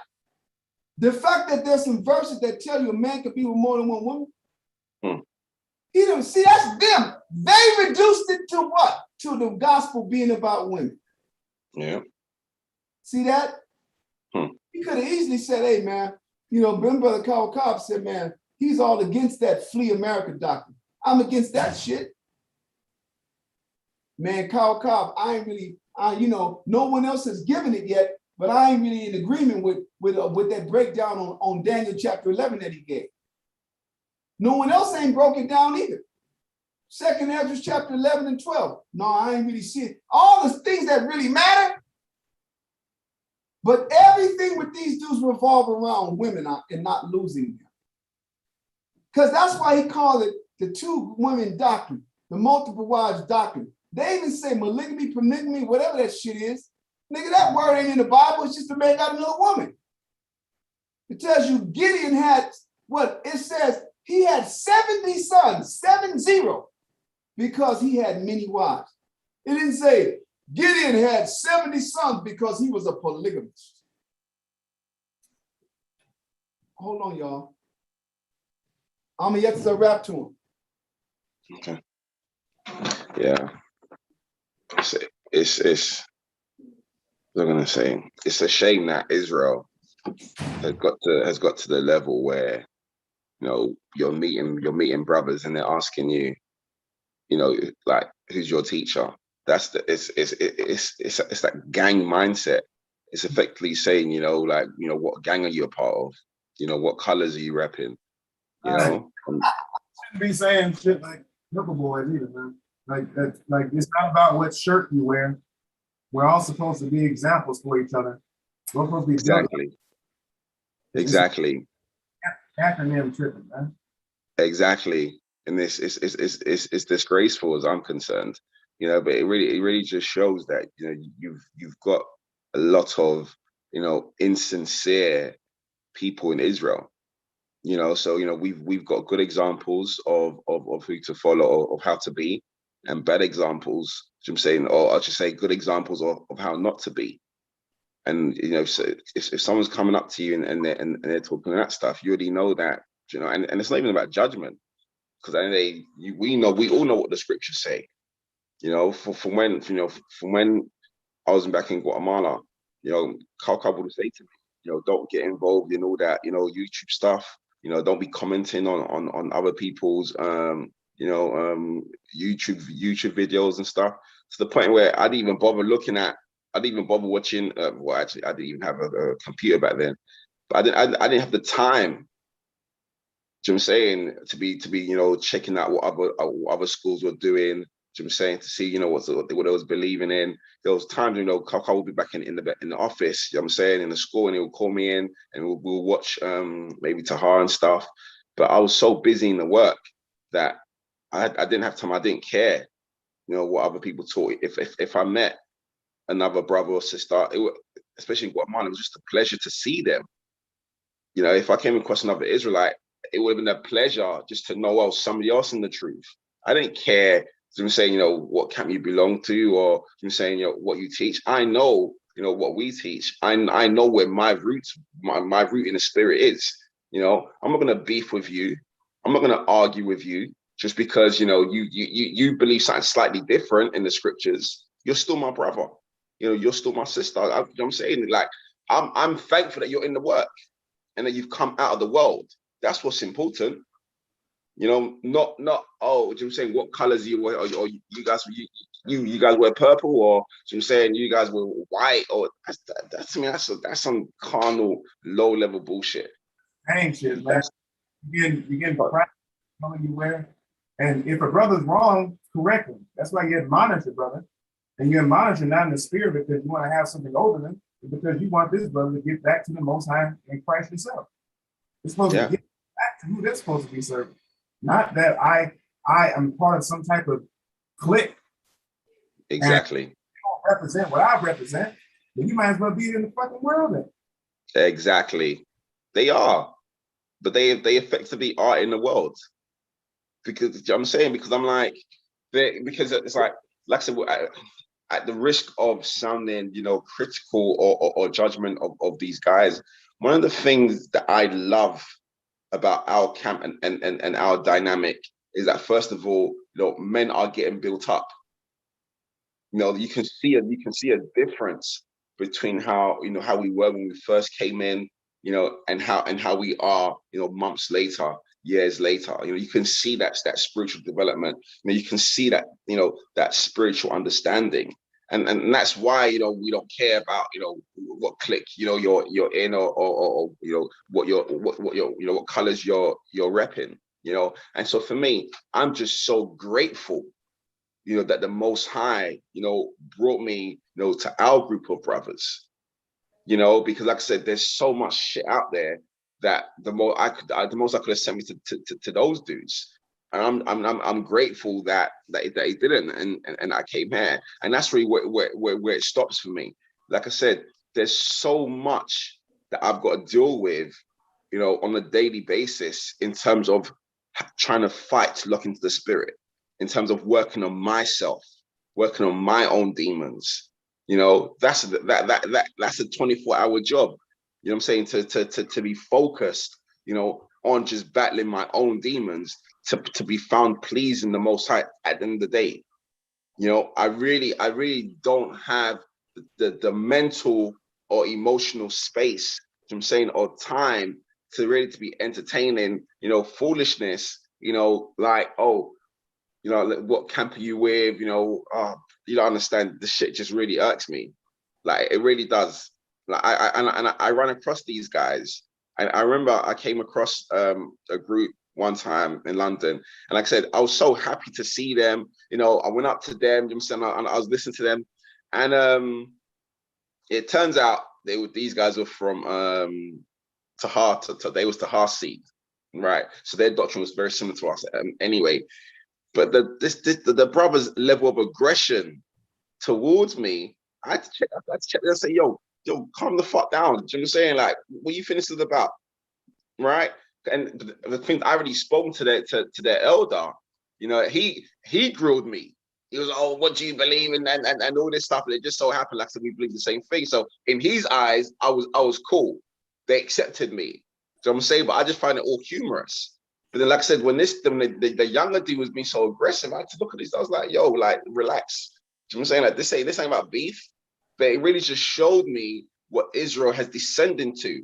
It really, as you said, Nagar, they're still in the world. They have that gang mindset to the point, like, this dude was literally trying to punk me, like he was ready to fight me. I'm like, yo, I'm your brother in the spirit. I'm happy to see you. I've come to effectively fellowship with you. And you're too busy trying to find out, oh, am I repping the same colors as you? Am I down with your doctrine? I was like, forget you. Most recently, I met one of these guys from IUIC, you know, and once again, I was just happy to see the dude. He told me he was part of Nathaniel's Cross. All right, cool. You know what I'm saying? Then he started asking me questions. What was he asking me? He wasn't even asking me questions. He started talking to me about some of the stuff that he was going through within the camp. So I think he had a situation where he had a baby mother, and they was saying to him something about it, and it was just interesting for me just to hear, you know, their dynamic. But I was genuinely just happy to see another brother in the truth. You know what I'm saying? Like we hugged, we dapped afterwards. You know what I'm saying? He went about his business, I went about mine. There was no beef. You know what I'm saying? Like I told him certain, like I think he asked me certain things. He didn't disagree. He disagreed with something that I said, but there was no contention. I was like, all right, cool. Well, that's what you guys believe. That's what we believe. It's all good. You know what I'm saying? Your house has an assault, all that at the end of the day. You know what I'm saying? And for me, that's how it should be. We should be able to see one another and just be happy that, wow, this is another brother that's been saved, I'm saying, from the world. Right. And let me say this, you know why it's not? That's what used to happen out here, huh? I done met brothers out here that there was this one brother from Cleveland, I'm gonna get to this before you got here. Popped up, he was getting tight on his Spanish because he had a job. He did it volunteer. At nights, he taught English to Spanish speakers that were trying to get citizenship in the United States, in the state of Cleveland. So he came down here to work on his Spanish so that he could better accommodate them in that. And we had been rolling for a couple of weeks. He'd come to the store. I'd take him, to different places on foot, showing him around the area. And then one day he came to the store and I had to go take care of some stuff and he was going to roll with me. And so I said, okay, Rashwan, I'll be right back, man. All right, shalom. He heard me say shalom, and Rashwan, shalom, bro. And he goes, are y'all Israelites? I go, yeah, man. He goes, damn, me too, man. And brother, that brought us even closer together. Yeah. It was, he just, that we had been together like rolling for like a few days. And then he found out we was Israelites. He was the most brotherly dude already, huh? Back in the day, it used to be. And I said, man, I'm talking about just, 2001, 2002, 2003, brother. Our hub was the place where everybody in town, if they saw black people, they went to them and said, listen, you're going to want to go check out this incense shop. Them brothers got it going on over there. That's how word got around. We're teaching everybody. And so, we done met cats from different schools, cats from different, different quote experiences, but Israelites. And the reason why you have this dynamic now is because they haven't come into Christ. It all goes back to they're not about Christ, they're about them, huh? Because if it was, that's what the scripture means when it says, first of all, I'm gonna show you. We're gonna get back. When I left, what were you reading? I was reading Matthew chapter 11, verse 28 and 29 about being lowly and meek. I don't want to deviate. You saw lowly, right? Yeah. So it's lowly. The definition of lowly said what? It says of no self-esteem or worth. A low esteem of one's own worth. That's Christ describing himself, huh? Having a low esteem of one's own worth. He's saying it's not about me. It was about my Father's work. Now, how did he walk when he was here? You got to go to Philippians. Go to Philippians chapter 2.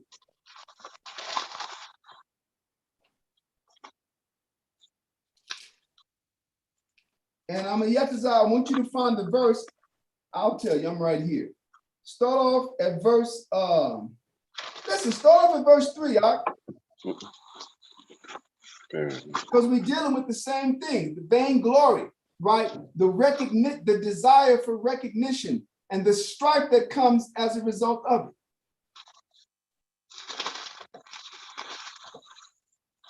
it. So Philippians chapter 2 and verse 3. Yeah. Philippians chapter 2 and verse 3. Let nothing be done through strife or vainglory, but in lowliness of mind, let each esteem other better than themselves. So that means this brother, we're supposed to be praising other brothers' works for exhortation. We're supposed to be, hey, who taught you? Oh, this brother believing that. You're supposed to say, oh man, that's you know what he was supposed to say? Damn, I heard about that brother, man. You mean he's still working out? He's still doing it. That's how, but the Spirit of Christ is not in them. You're supposed to be overjoyed, man. He don't know me. He heard about me. Oh man, I heard that brother took off something. He's still getting down. Oh, Barakatah Yahweh. But guess what happened? That presence, that name is in conflict within his head. It throws him into conflict with the teachings of his teacher, because his teacher been teaching for his damn self. Because if his teacher wasn't teaching for him damn self, then why are they even fucking talking about somebody that left 23 years ago? That they never knew. They're being brought up to make this thing about men. Yeah. That's it. They're being brought up to make this thing about anything other than what it's supposed to be about. Anyone else other than who it's supposed to be about. And in most cases, it's themselves. Now, the guy that you ran into, guaranteed, he's a peon that's into the man that the Most High used. He's just a peon, like he don't know. Because why? Because the ones that's responsible won't teach them. So why are they like that? Because like I said, they're not in the Spirit of Christ. And to prove it, we're getting ready to read what Spirit of Christ came in. Aside from himself making the declaration that he was lowly, Go ahead. Philippians chapter 2 and verse 3. Let nothing be done through strife or vainglory, but in lowliness of mind, let each esteem other better than themselves. Now that's how I really feel. I mean, there was a time when Amayatazar would take up issue with me because I was praising the hell out of Tahar and Yohanan. Then he started listening to him. There was a time when all I did was praise Barnabas. That was the one thing that made Amayatazar want to go to Texas. Because I sent Rashwan there, but when it came time for him, I said I sent Rashwan there because there was something that Rashwan lacked that San Antonio, Texas at the time could give him. But what Texas had in the flaws while Barnabas was there, that was the shit that would destroy or alter for the worse Amayatazar. He didn't need Texas. Now, when he got there, was that not confirmed Amayatazar? Correct. But what made him want to get there in the first place? What made you curious and want to get to San Antonio, Texas? I'll let you speak for yourself. Yeah, it was hearing just the amazing stories about, Barnabas and the war, all their, how their service, when they were coming up and how they built camps. And yeah, just their, their level of diligence. It was mainly a war, to be honest. It was really because I had a similar road to a war. And I just wanted to, at the risk of sounding like celebrity stuff and idolatry, but I was just so in awe of their achievement. I was like, I have to meet these guys. I need to see. You know what I'm saying? I need to see them. I've heard so much about them. I want to do what they've done, and it was just hearing those stories. Now, why do I say that? Because that's how my default setting. Now, you guys might not know that, but that's only because of what brothers are doing in the world, what they're exposing. I ain't about to exalt that shit. I'm not about to exalt that men exalt themselves. I'm not about to speak highly and praise and exhort that which revolves around itself. Yeah. But back in the day, that's all I did. It's true. My part of my supplemental teaching out here was we do so many hours of class, and then on certain other days, we'd open up with watching Tahar's YouTube channel. Am I lying about that? No. But also you can go back and listen to the Blog Talk recordings, and you'll hear Carl specifically telling people, go to San Antonio, go to Johanna. Go to Philadelphia. Do you know what I'm saying? Go to Tahar. Do you know what I'm saying? You never once heard Carl Cobb say, come to Guatemala. He was always, praising these other camps, always pushing people to go to them, And so it's not even something that it was between you and I. Like I said, hearing these stories about, Barnabas and the war made me want to go to San Antonio. But you guys have heard him say it on our recordings. Where he's praised these other camps. Carl Cobb specifically used to say that if you've heard this brother on YouTube, do you know what I'm saying, and he's moved you enough to really want to, you know what I'm saying, lock into the spirit and follow Yahushua, go to the camp and just say and get more. I would say go to them and put yourself under their tutelage, man. Yeah. So I'm not saying this to praise me. I'm saying I'm on record. 547 English episodes dropping it like that. When brothers at that time were still appeared to be in that proper standing, huh? That's how you keep away from the strife. You're responsible for keeping yourself humble, huh? Humility is a quality that is imposed upon you initially. You come into the truth, you have others telling you what to do. You have others forging who you are to be in the spirit by the scriptures. But then once you've been inducted to that process and been inundated in it, you've been immersed in it, now you're responsible for keeping yourself in that configuration. That falls on you. You have to keep you humble. And the only way you do it is by serving people out. You got to remind you.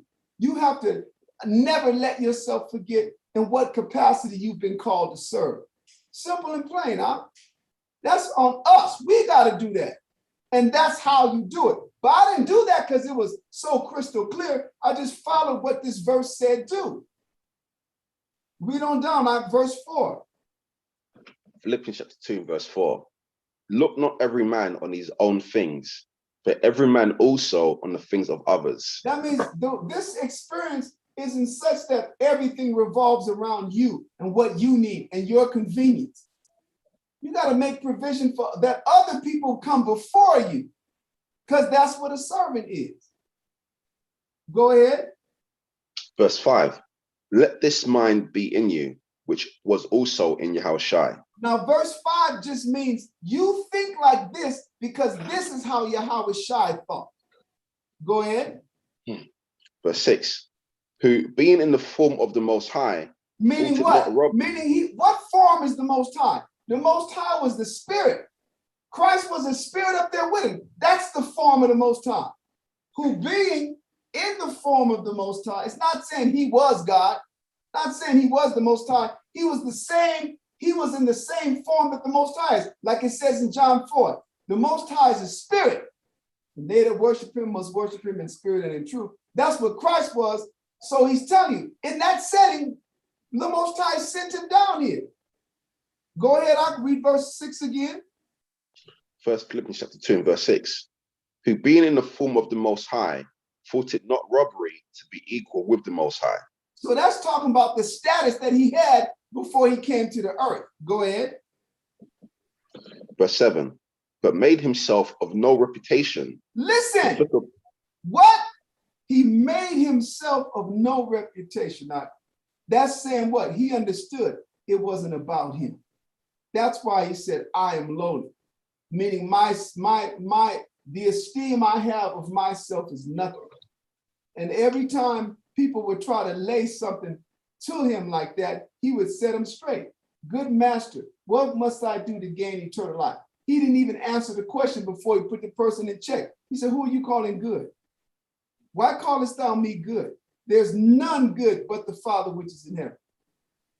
He had to keep himself. There was other people that tried to praise him. They would hear Christ's wisdom, see the virtue, and try to praise his mother, try to attribute that to his mother.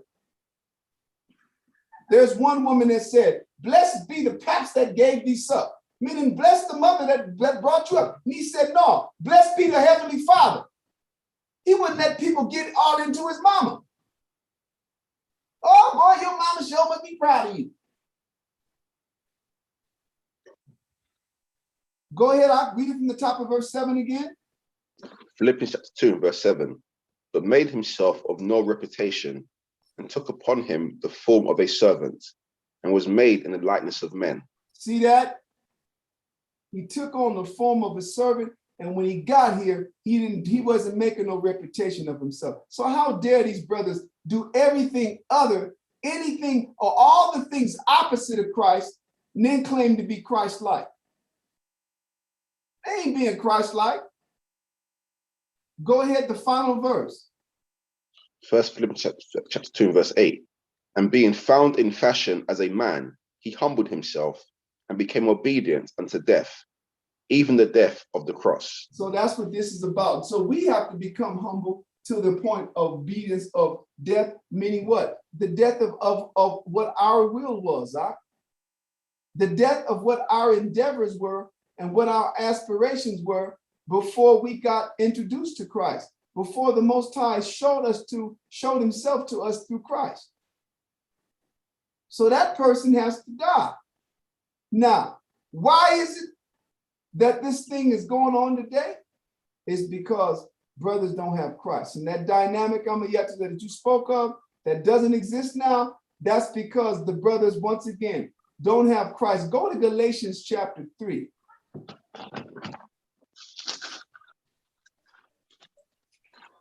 I'm going to show you something real quick. Galatians chapter 3. I want you to read verse 13. Galatians chapter 3 and verse 13. Yahushua have redeemed us from the curse of the law, being made a curse for us. For it is written, cursed is everyone that hangeth on a tree. Now he's using that as an example, because in Deuteronomy chapter 21, it tells you that when you hang a person, that person's cursed, but before the sun go down, you got to take that body down. He's just using that as an example of one of the many curses that we're under because of our disobedience. So when it says in the beginning, Christ hath redeemed, that term redeemed means purchased. Christ hath redeemed us from the curse of the law. What does that mean? That means you come to the Most High, you serve so that the Spirit of Christ can enter into you and those curses no longer dominate.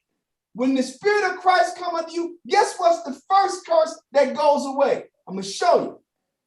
Deuteronomy chapter 28 and verse 54. This is the first one that goes away. It's a struggle. You got to get exercised into it, but that's the first one. Because if it isn't, you can't exist among the brothers to be able to give what the Most High is going to use them to give you. Read that out. Deuteronomy 28 and verse 54. So that the man that is tender among you and very delicate, his eye shall be evil toward his brother. See that? That's the first thing that goes, huh? When Christ come into you, being redeemed from the curse of the law, what happens? You develop a love again for your people. And instead of having an innate reaction of one of enmity, them hard-ass looks, even with people that's in the world, huh? Because what is it about the people that's in the world that we need from them? We need their ears, huh? They're the ones who the Most High sent us to, the ones that don't know. So that means you love Christ so much, the Spirit is in you. He done pulled that hatred, that initial enmity, that initial look and reaction of hostility when you see another you, because Christ is there now. And so guess what happens? Guess what the initial response now is when you see another brother? Could he be one that's meant to be awake? Could he be one that's meant to see this? Because that's the spirit of the purpose of Christ in you. And so you see every brother, every Israelite, that they could be one of the other ones. They could be one of me. But if they are, I would never know unless I what? Unless I go on and talk to that brother. Unless I go and speak to them. So that's how I know these guys don't have the Spirit of Christ, because they don't have that initial reaction. Listen, they don't have that initial reaction to the people that's in the truth with them. So they still abide what? They still abide in Deuteronomy 28 and verse 54. So they look at you out and you ain't got on the purple and the gold. You ain't got on the all white. And so they find out you're an Israelite because you say shalom, or they see your shield of David, or they see your t-shirt. And right off the bat is animosity. And who's your elder? You should say Yahweh Shai, man. I'm the same one as yours. That's how you know it's hatred. I can then now operate. Now, don't get me wrong. I believe with all my heart the Most High going to save most of them, because that's what the wilderness is going to be about. Think about it. For all the people that took the mark of the beast and all of the other people, I'm speaking to the Israelites, right? The mark of Zorro, that called slipping, right? And all the people that took that's out there that then bit on that LGBT movement and all of the twisted shit. The Most High said when Christ comes, he's going to take all of those that do offend and burn them in a lake of fire. So they're not going to make it. So in Israel, when we get to the wilderness, where are the rebels coming from? Huh? The rebels are going to be those of us that worked in this work. Huh? Those of us that had this knowledge. And either you've taken advantage of this time, however long you've been in it, you've taken advantage of this time to do what? To prepare yourself, to break yourself of your pride, to adopt and assimilate the role of a servant and a servant only. That's what this time is for. If you would have not done that time, the Most High is not going to save us and then put some magical little spirit of compliance on you. He's going to leave you just as you are, because you got to make it through the wilderness And we have to show him that we want to undergo that transformation that Paul spoke of in the twinkling of an eye. But how do you show him that you really want to be changed? By fighting and using the word to change that part of you that you can change. That time is now. You haven't done it now. By the time Christ comes, when he gets us to the wilderness, you're going to be that same nigga. You're going to be the same person. And when you read 2 Ezra chapter 13, it tells you that Christ, the Son of the Most High, when he pulls all of us out of here, he says, those that are left behind, he shall order them. That means he's going to put us in order. He's going to give rank and file. And you're going to have niggas that ain't going to like the fact that they got put under somebody. Watch. Because in their mind right now, they're the commanding general. In their mind right now, they're the bishop. And you got this cat, Nathaniel, that's allowing people to put posts that he's, I mean, remember I sent you that, I sent you a little text where they showed that most people ain't ready to receive this, but Nathaniel is Elijah in the reincarnation. Stupid motherfucker. Yeah. Elijah's with the Most High, you dumbass. Even Christ saw him with the Most High when he was transfigured. Now, how is he there in fucking New Jersey or wherever you claim he is? It's ridiculous, but listen, see, that's how you know what? Let's say that dude was, I ought to play this stupid game. Let's say he was John the Baptist or Elijah.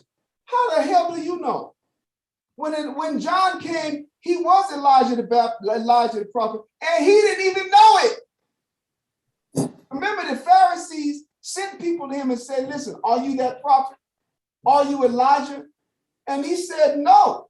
Come on now, the people that sent us need to know. We got to take an answer back. Are you Elijah or the prophet? Are you that prophet? And he said, no, I'm not. He said, well, then who are you that we may take them and answer that sent us? He said, I'm the voice of the one crying in the wilderness. He knew what his mission was, but he didn't know that spirit in him was John the Baptist. I'm sorry, it was Elijah. But he cited a verse, and in other verses, it said it would be Elijah to do that. So how did this nigga know that this cat, the purple man, the leader of the revolution, right? What you got on me, Yetazah? This is fucking ridiculous, Ak. Put it up there, Ak. Make it bigger. Got this nigga. See, this is opulence, Ak. This is opulence. Gold curtains, fucking throne-like chair, little bitch-ass gangster lean. This man gets a lot of hate, 100%. Yet those with spiritual discernment, yet to those with spiritual discernment, he is the spirit of Elijah embodied. Now, Yetazah, do you remember what we just got through reading? We just got through reading in Philippians where it said Christ made of himself no reputation, and that what? That he took on the form of a, do that look like a servant? Is that the form that a servant take on? No. Thank you, Ak. Is that any, you see what I'm saying? Yeah. Hell, even a white man knew that in the damn Indiana Jones movie. They was going for the Holy Grail, and they was like in the cave with all them different grails. They finally made it to where the grails were. And the one guy chose, the old soldier, the knight said, choose wisely. And the motherfucker went, knowing that Christ was the King of Kings, they went for the golden goblet with all the jewels. But then Indiana Jones said, meek, I'm lowly. He started quoting scriptures. He was the son of a carpenter. So he went for a humble, little bitty wooden goblet. And that was the one that was able to heal his father. He had him drink from that goblet, but he couldn't leave with that goblet from that cave. The point is, even a white man know Christ was humble and wouldn't have operated and had any of these opulent trinkets. Even a white man know that. This nigga sitting out. You see them curtains out. You see the chair. You see the lean. You see just the over elaborate decoration. Now I'm gonna show you. We ain't gonna go there, but that's what Christ was referring to in Matthew 23. when he talks about how they make broad the phylacteries and they have the big borders. He was talking about all that opulent presentation, huh? And they love the upper seats in the feast, that they may be seen of men. So the rebels are coming from among, of course, they're going to be niggas that get saved that wasn't in our work, but more of the rebels, in my estimation, are going to come from what? Are going to come from Israel, because Israel has created through their pride this expectation. I'm talking about an expectation of their opulence, an expectation of their importance, an expectation of their relevance. It's not there. It ain't even about them. They're not even relevant. So when it says in chapter 3 of Galatians, verse 13, Christ hath redeemed us from the curse of the law. That means that in what Christ did, he created the dynamic through which the Most High would receive us that believe on Yahweh Shah. But Yahweh Shah, it tells you all throughout the books of Paul, and Christ himself says in the book of Revelation that he would come and dwell inside us. And so once that spirit is in us and we're performing the will of the Most High, those curses don't have as devastating effect on us. Did not the curses say the Lord shall smite thee? Let me show you what this, I'm gonna have to go back to Deuteronomy 28.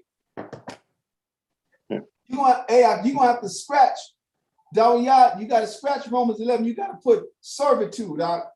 That's what the night ended up being about. Deuteronomy chapter 28 and in verse, hold on. Where am I at? 28. Hold on. Yeah, verse 20. Now I'm taking circumstances that are opposite of what San Antonio, Texas is going through.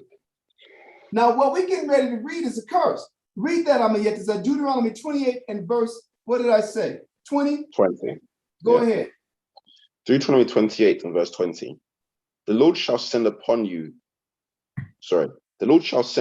thee cursing, vexation, and rebuke in all that thou settest thine hand unto for to do. Stop. Thou be... Stop, hold on. In all that thou saidest, cursing, literally, is talking about calamity, ill things happening to you. Vexation is fucking frustration and irritation because you can't get done what you want to get done. And rebuke is just that, rejection. And it says, what would it be in?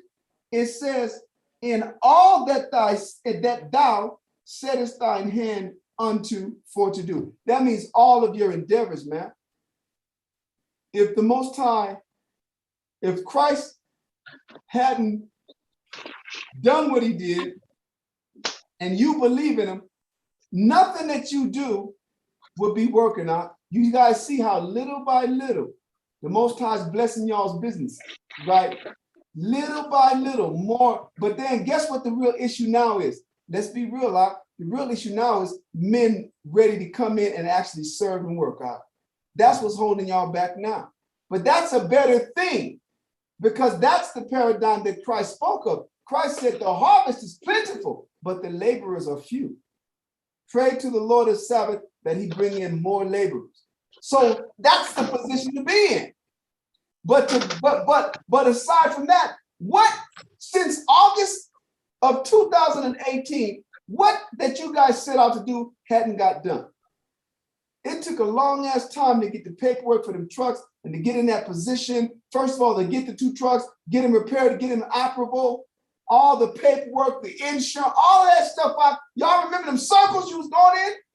Because the Most High was making sure that your I's were dotted and your T's was crossed before he blessed you. He was teaching you how to think thorough. He was teaching you what Proverbs says about a man that's diligent in his business.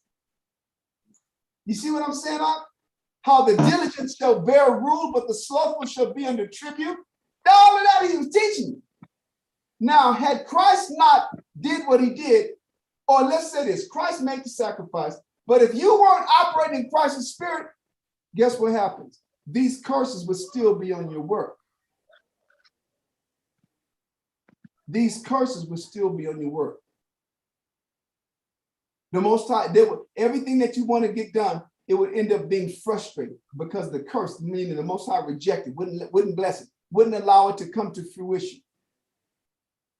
So these are all the signs that I'm mentioning to know what it's talking about when it says Christ hath redeemed us from the curse of the law. That means the more you come to Christ, the less, we're still in punishment, but the less severe your experience becomes, because all of that severity is transferred to your servitude, and the Most High bears on you so that he can bring forth more fruit. Instead of that, you have a life of continual and abject failure, because that's what it was before we got into the truth. Now the setbacks that you suffer are to protect you from overstepping what the Most High's will is, to make sure that you thought it through thorough, and to keep you focused on the fact that this is about service. That's what it does. That's what it's all about. Okay, I'm gonna get this out. Thank you for that one. Read it one final time. Verse 20. Verse 20. Deuteronomy 28 and verse 20. The Lord shall send upon thee cursing, vexation, and rebuke, in all that thou settest thine hand unto for to do, until thou be destroyed, and until thou perish quickly, because of the wickedness of thy doings, whereby thou hast forsaken me. So that's what Christ, that along with what we read in verse 54, right? These are all the indicators, man. So some people say, well, how come them brothers is real successful? I can tell you right now, because Satan is rewarding them. Because the default setting for Christ is suffering and sacrifice. Like, he gonna bless you, but you're gonna suffer loss. He gonna bless you, but you're gonna serve. He gonna bless you, and you're gonna look like and have to behave like your conduct by virtue of what it takes to get blessed is gonna be one of a servant. That's what's gonna happen all the time, until we come back. And so that when you make an achievement, when something does get done, it's a joyous, and you're like, shit, why? Now you, listen, all that did was build your faith even more. But it taught you, aside from building your faith, which is the most important thing, it also teaches you it reinforces the circumstances under which the Most High bless you. You see that maybe with everybody else, they've been allowed to do something, but do something different. But with you, there's a standard that the Most High is holding you to. Because unless you perform that, you guys, your work collectively or as individuals don't get blessed. And that's a good thing, because you're being prepared for what's going to be required to survive and pass the test in the wilderness. That's what this is all about. This is about service, and these other brothers got it wrong. Don't give a shit what nobody says. That's why we sticking to the scriptures. Now, Mayataza, go back to where you were in Matthew 11 and pick up again where Christ said, I am lowly.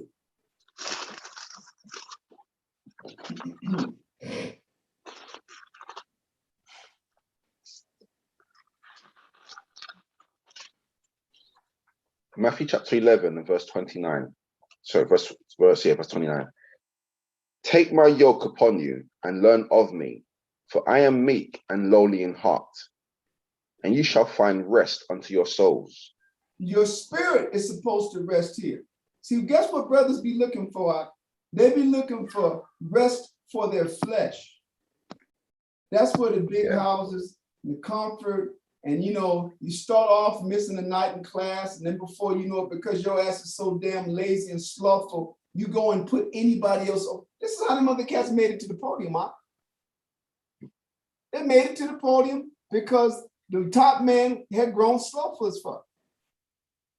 And so it was to his fleshly benefit, what? So his body could rest, that another person take the podium. And now you got what? A less qualified person up there, even less qualified than himself. Because that brother had went through what it took. If he wasn't qualified, I wouldn't have left him in charge. Simple and plain. But he did what was required to convince me for the time that I was there. And that was 3.5 years. From October of 1996 to May of 1999, he convinced me. But he grew slothful. And he told everybody in the middle of the council that his family was his first love. Those were his words, not mine, in front of everybody. So right off the bat, what happened? That means what? That means the deterioration began. And that's why you suffered, you experienced from 2003. It was really from 1999. But I say 2003 because that was the last time I came there.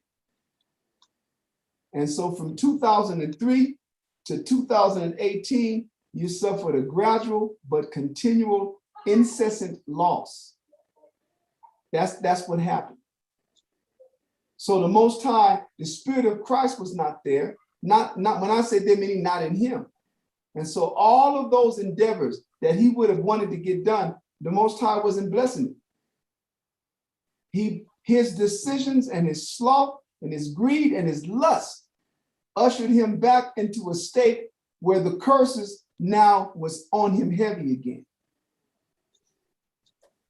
That's the reality of it.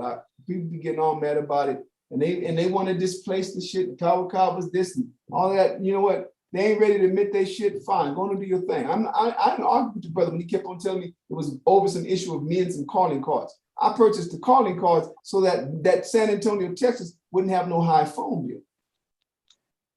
Well, because you had the calling cards, I didn't get to really talk like I wanted to. No, I would always take a report, and you always painted a rose picture of everything. Simple. That's what took. I mean, I will be right there. Yeah. Never. If you just told me the truth, I would have helped you out.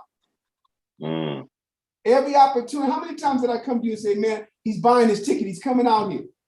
Yeah. He kept lying and said, "Yeah, Carl, come go get my ticket. I'm gonna come out there next month." He lied for fucking 15 years, huh?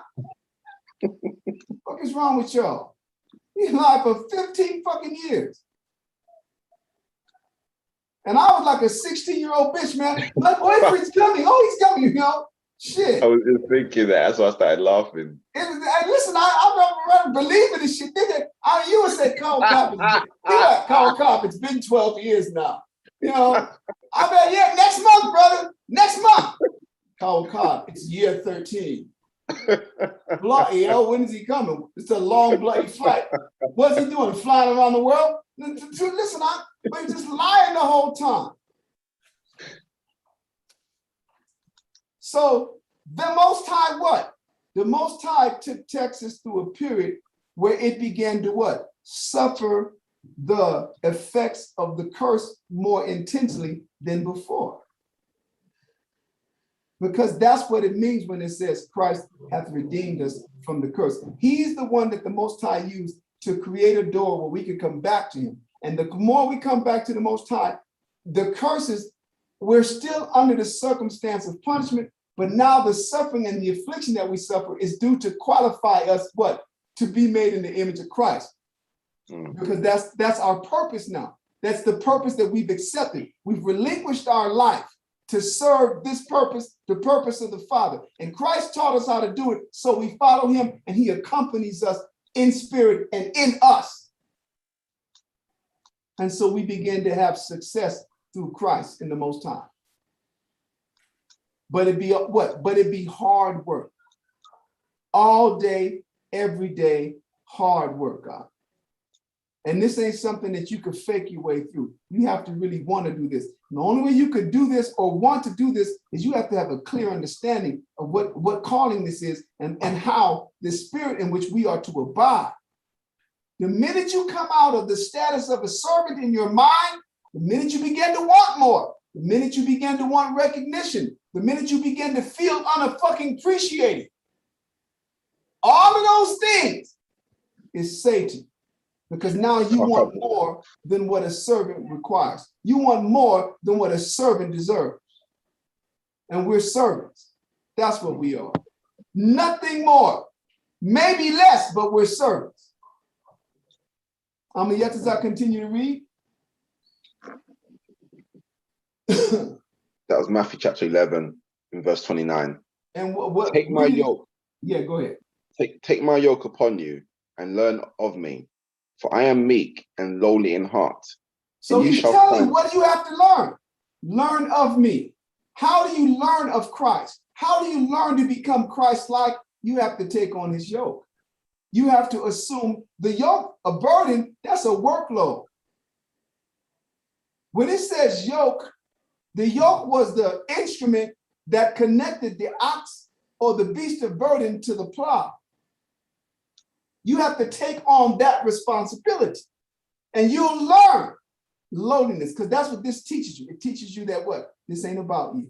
Meekness, you're going to always be offended, but guess what meekness is? Meekness is the quality of enduring injury or great provocation and not harboring resentment. Meekness simply means everything that you suffer, you don't take it personal. That's what meekness means. And that's what Christ showed us to his very last moment and his very last breath. He didn't take personal that the people said, give us Barabbas and crucify him. And so what that he's innocent? Let his blood be upon us and our children. He could have said, well, fuck all of y'all in. But he didn't. His last words was what? Forgive them, for they know not what they do. Guess what he taught us, all the way down to his last breath.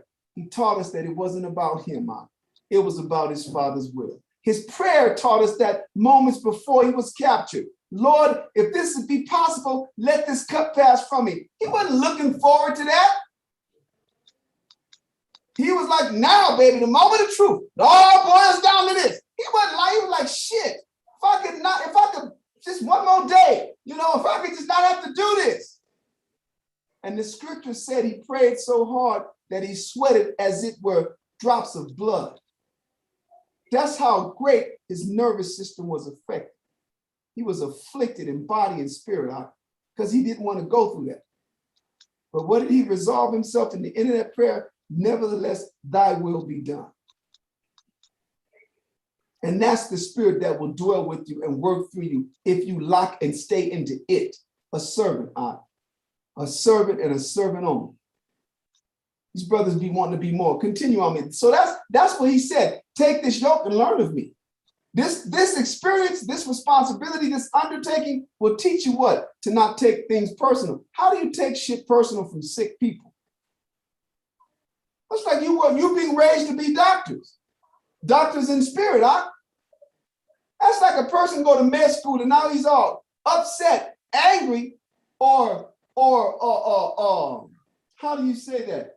Grossed out at the idea that all these blood and guts got on him. Well, nigga, you the one wanted to be an open heart surgeon. So now the brothers come to the truth and learn this. You always getting offended at one another, at a display of one another's sicknesses. And you mad. He been in for how long? He ain't changed. Nigga, he ain't gonna change until Christ come back. Christ didn't give us the power to change us. He gave us the power to exercise this word to what? To control our demons and beat them down to sufficient levels. That's what he did. Israel be coming and judging one another, coming off the street, coming from their own experience with their own demons. Don't even recognizing that this thing is a distorted image of you in a funhouse mirror. But because you look at the brother and you see something different, he's taller, he's shorter, whatever, you don't even see that that's you. You're just as sick as his ass, maybe sicker.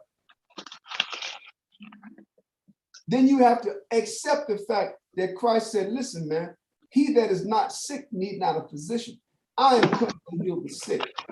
So you're at war with your calling, You're at war with the lesson that you're supposed to be learning from this experience, which is meekness, which is lowliness. That's why I said, take my yoke and learn of me, for I am meek and I am lowly. What that mean? That means this experience is going to teach you that it ain't about you and don't take it personal. That's all it means. And that's what we just read in Philippians. It said, let every man esteem others more greater than himself. That means he's more important to me. Let me lock into what he needs for me to be, so that let me take this word, inculcate this word, and become his medicine. That's your objective, is to be each other's medicine. Through the execution of the lessons. That's what the calling is. Brothers won't do that, so we're all full of hate, and everybody got their, all this is gangbangers with the knowledge of Israel. That's why everybody got their fucking colors. Bunch of gangbanging with the knowledge of Israel. So you got all these cats in white. You got all these cats in purple. Just, I'm fucking rebellious like the nigga. I want to dress, I want to wear something else today.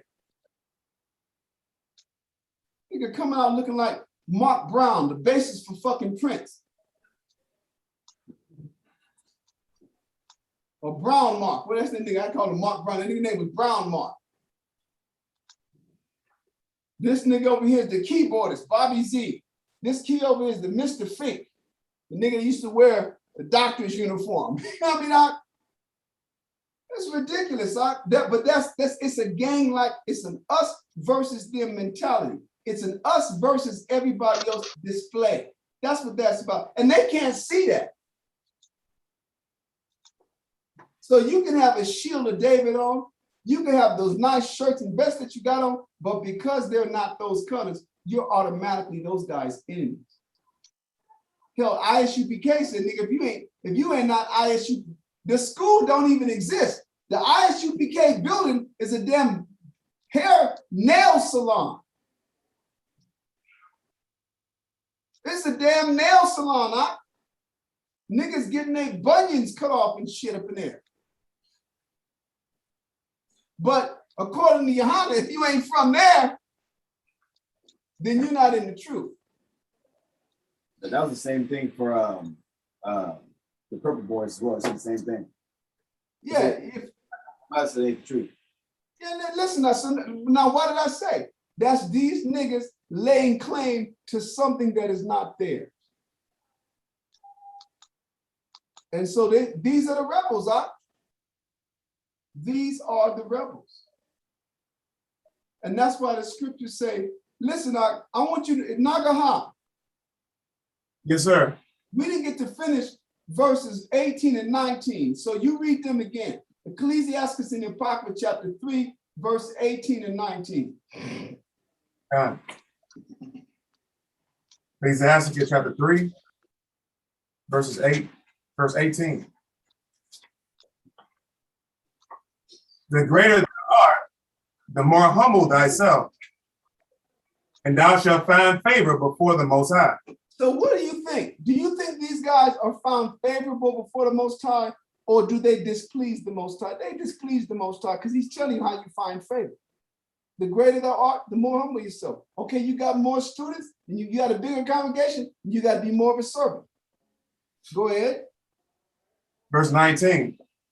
Many are in high place and of renown, but mysteries are revealed unto the meek. See that? Read the next one, like verse 20.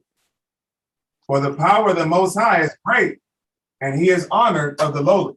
He is honored of the lowly. That means the Most High does work through those who accept and embrace and fall in love with the fact that this is not about them and that they are nothing. That's how he gets his honor. Yes, brother. Precept, Romans 16, verse 17 through 18. Read it. Romans 16 and verse 17. Now I beseech you, brethren, mark them which cause divisions and offenses contrary to the doctrine which ye have learned. Go ahead, continue. You're going to read a couple of verses, right? Now, for they that are such serve not our Lord, Yahushua, but their own belly. Right. And by good words, fair speeches, deceive the hearts of the simple. Let me say this. The good words and fair speeches is telling them bitches what they want to hear. Placating women out and placating soft, feminine men. That's the reality of it, huh? I'm a Yekazah? That wasn't me. Okay, say that again. You hear me? Yes, I can. Would that be considered flattery? You could call it flattery, but yeah, but I mean it's lying, I call it placating. The scriptures tell you about flatteries. It uses that word, so yes. But we're not here to be flattered. What does flattery do? Flattery builds our pride. To flatter me apports to me an esteem that I don't deserve. For every flattery you got, I got the truth. For every flattery that someone could offer, I got 2 or 3 defects to go with it. So that placating, and when he said mark them that walk contrary to the doctrine, meaning in this sense, how are they walking contrary? The scriptures say we're supposed to serve and remain lowly. And their contrariness is in their prideful conduct. Their contrariness is in the doctrine, or in the, let me put it like this, is in their approach, that anything that's too strong for them to teach, they call it some isolated doctrine. So the multiple wives doctrine, nigga, that ain't no doctrine. There's a scripture that tells you that if you got 2 wives and the one that you love is the one that you hate. When it says hate, that means she ain't your favorite. If she bear the firstborn, you can't turn around and try to make the son of the one that's your favorite, who was born second. You can't play favoritism, and just because you like this mother, you're gonna make that son the firstborn. You can't do that.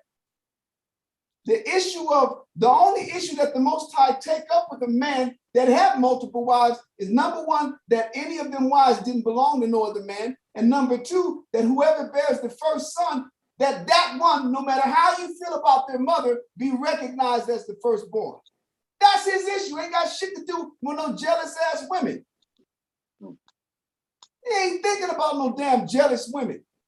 You ain't seen jealousy yet. The Lord said the day gonna come when 7 women gonna take hold of 1 man. And they gonna be desperate and just glad to do it. Yeah. So I'm gonna leave it at that. I'm gonna let y'all off a little early this evening because my voice is really challenged. I don't know if you can hear it on the Yatazar. Yeah. But I need to holler at you briefly before once we're done, okay? Okay. So yeah, I like to do every now and then, you know, what I call freestyle. We start off talking and then it just evolve into what the topic is gonna be.